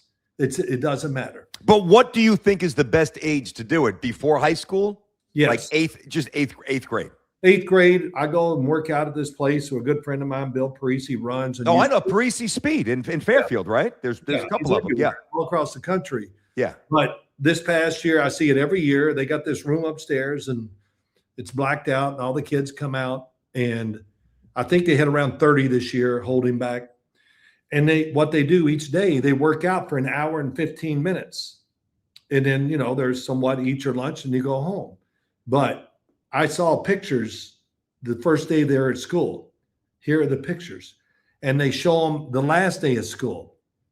It's unbelievable. Yeah, I'm sure. It's unbelievable. And, the kids, which, I follow some of them, they're just more confident. They feel good about themselves. Yep. And, what's the rush?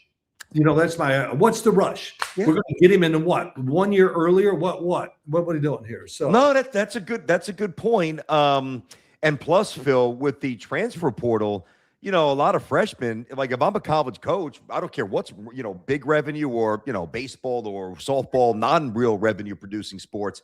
I mean, I'm hired to win. And would I rather get a kid? I don't care if he's at Seton Hall Prep or Bosco or Bergen, like all these great St. Peter's, like these great private schools or whatever it is, a 17-and-a-half-year-old kid who's a stud coming into my program who's still a bit young, or taking a kid who was at, Iona or Siena for 1 year, who's got a little bit of man strength on him, who I'm going to bring in as a transfer, and I'm going to give him, depending on the sport, a couple of bucks NIL, and he's ready to jump in right away. Like, so that's even more reason if you have that kind of an athlete to maybe hold him or her back a year, because the portal.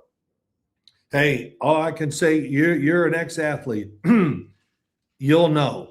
I hear you. You'll, I get it. You'll know. You won't even have to think. I get it. I know. So it's amazing, though. And as I watch it, I just get, and of course, all the kids I told you, how many of them do you think were quarterbacks? From Parisi or? Yeah, Parisi, just the 30. Let's say they have 30 kids. Okay. So I would say what, 17, 18? Oh, no, not that many. Oh, okay. The 9 quarterbacks, and where are they going to school? Everyone's going to a private school. Yeah. They're going to Moscow, Bergen, St. Joe's here, everyone. Yeah. Well, So, Phil, let me ask you this, because I wasn't even going to get into this stuff, but it's so interesting, and you're a great resource. Obviously you play. I feel like guys who made the pros, like you, right? I feel like they they inherently know so much more because you did it. You're inherently more gifted. You just get it. So you probably put less pressure on your kids when they're younger, unlike some lunatic dads who are trying to live vicariously through their child, right? But when you, like Chris goes to Texas, was a schoolboy star. I know Matt was good too, but Chris was like #1 recruit in the country, basically. At what age did you look at Chris and say to yourself or your wife, like, he's special, he's different? Like, when did you see that? I can remember the day. I would say he was like 6 years old, maybe 5. Okay, and he could do everything. Yeah. He could hit the baseball like you couldn't believe already. I'm like, damn. And of course, he could throw. And Yep. he's big. So He is big. He's big. Yeah. So I said to Diana, my wife, I said, God, he's going to be a pro athlete. I'm not sure what, but he's going to do it. And you do that early. Now, that's not for everybody, obviously. I'll say this, though, about the whole thing. If I could do it over again, and I would definitely raise my kids differently. I was the father that stayed out of the way. I never got in between anything, and that was a huge mistake. When you're talking about quarterbacks, people can like this or not. I don't care if somebody's listening to this, that they need to be watched and helped through it. Yeah. That process starts early. So when they go to high school, if you think your son has it, then stay with it the whole time. Don't be, well, I don't want to, I'm not going to be. And I regret that tremendously. Wow. So you're not, wait, Chris, so Phil, now it's one thing, you're not going to walk on the practice field and say, well, coach, I taught him this. I get that. But you're not sitting there when Chris and Matt and the boys are young, 7, 8, 9, 10, watching the Giants. I know you were working a lot, but when you are home watching a Monday night game, whatever it might be, hey, you see his footwork, you see how he locked it. Like, you're not saying that at that point when they're young kids? Of course you are. No, I don't remember it that way. No. Wow. I don't know what's, and too. Wow. It would be easy. I would definitely do it in my life how I am now when they were growing up, because I would really teach, and we would have this stuff perfected by the time you even got to high school. Yep. So it's I've said this to people, they go, really? I said, yeah, and even Matt, I just didn't do a good. Matt could throw the ball through a concrete wall, and but I just didn't handle it. I didn't help him enough. That's all, so I'm not. I got you. Wow. And the same with Christopher. Christopher played pro baseball too. Yeah, you were a good baseball player. Yeah. So I know this is it. I'm going to leave no matter what. Listen, I got it. I love this. Go ahead. He goes away to school. Christopher does, for 1 year. Yep. And I get a call. Summer's coming. He's going to come home for a while, from Gene Michael. Oh, stick. He says, you think your son, would he want to play baseball? And I said, well, what do you mean? He goes, well, this to show you the world is small. He goes, years ago, one of my scouts was in the stands to watch his nephew play, and they were playing against your son. And he watched your son pitch and hit and all that. And he wrote in his book, make sure you come back and watch him in 4 years. Wow. And so, those years were up. And that's when Gene called. He goes, we just want to work with him for about 2 weeks. And then if we think we got something, we're going to give him a nice contract. So I was like, I want to see him do this, 2 weeks or whatever it was. And so I said, we're in the house one day. I said, hey, let's go out and throw a few baseballs or something. I'm trying to fake it. And he goes, yeah, okay. And he goes out there and we throw about 15 to each other. And he goes, wait, what are you doing? What are you doing? You're teaching me. And, why you teach? I just want to, and that was it. That was the end of it.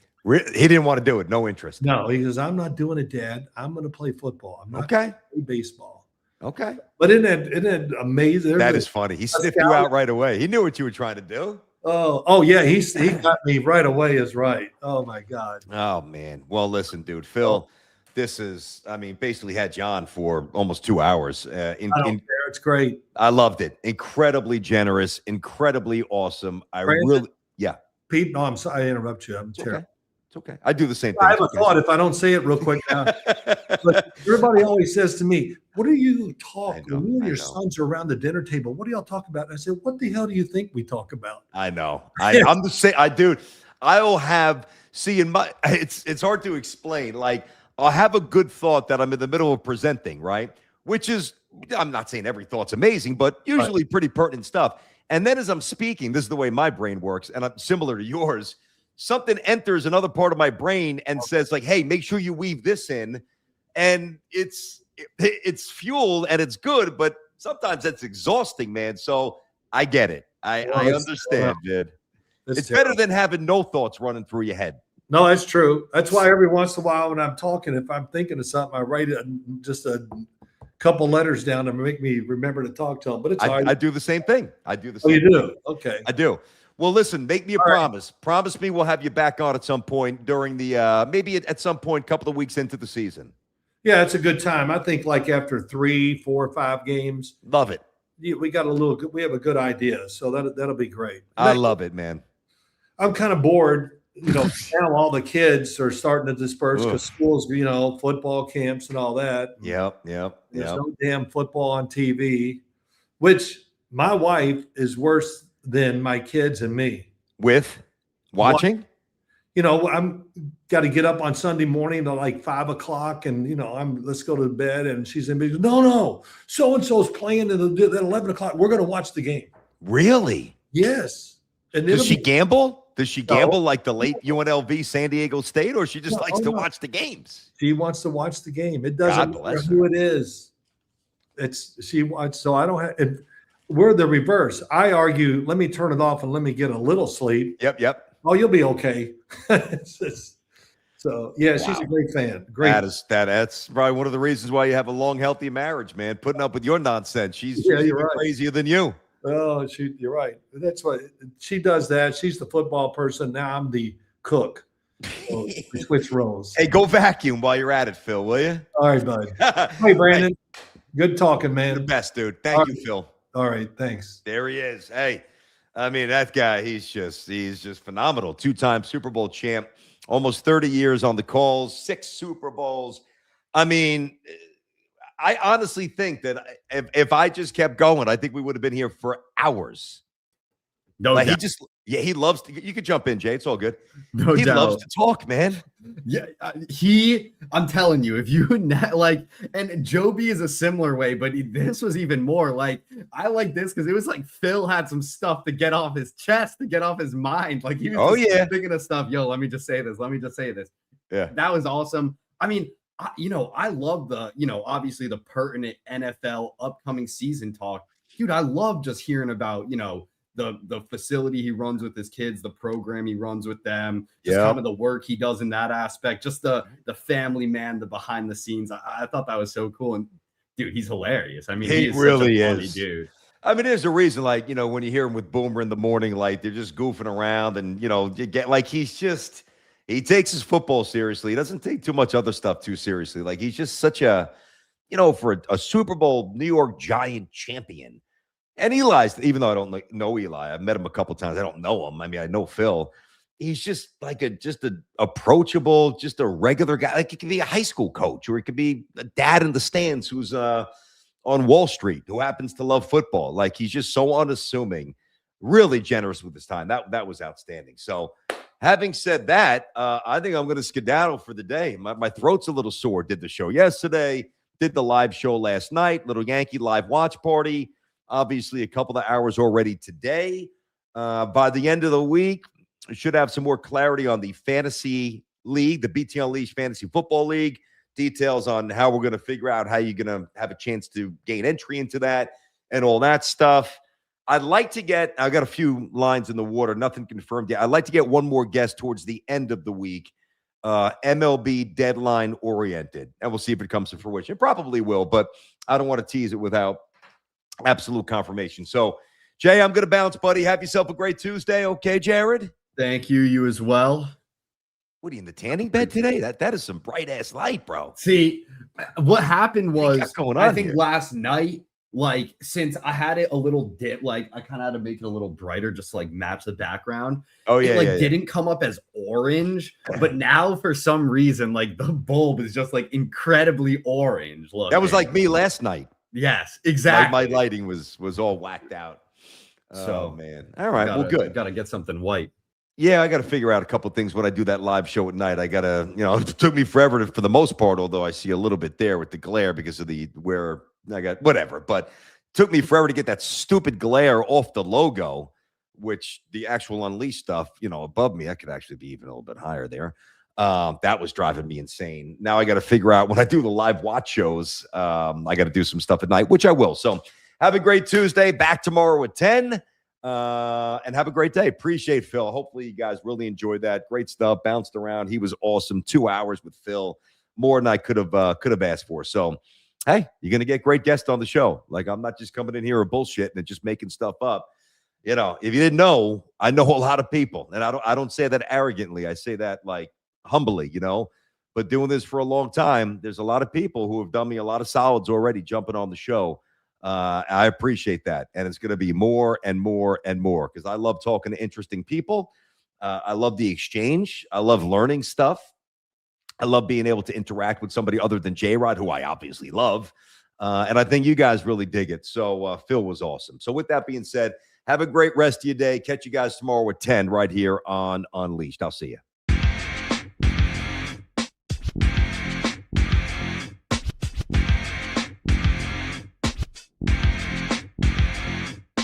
This is Unleash. Are you listening? Can you hear me? This is Unleash. Are you listening? Can you hear me? This is Unleash. Are you listening? Can you hear me? This is Unleash. Are you listening?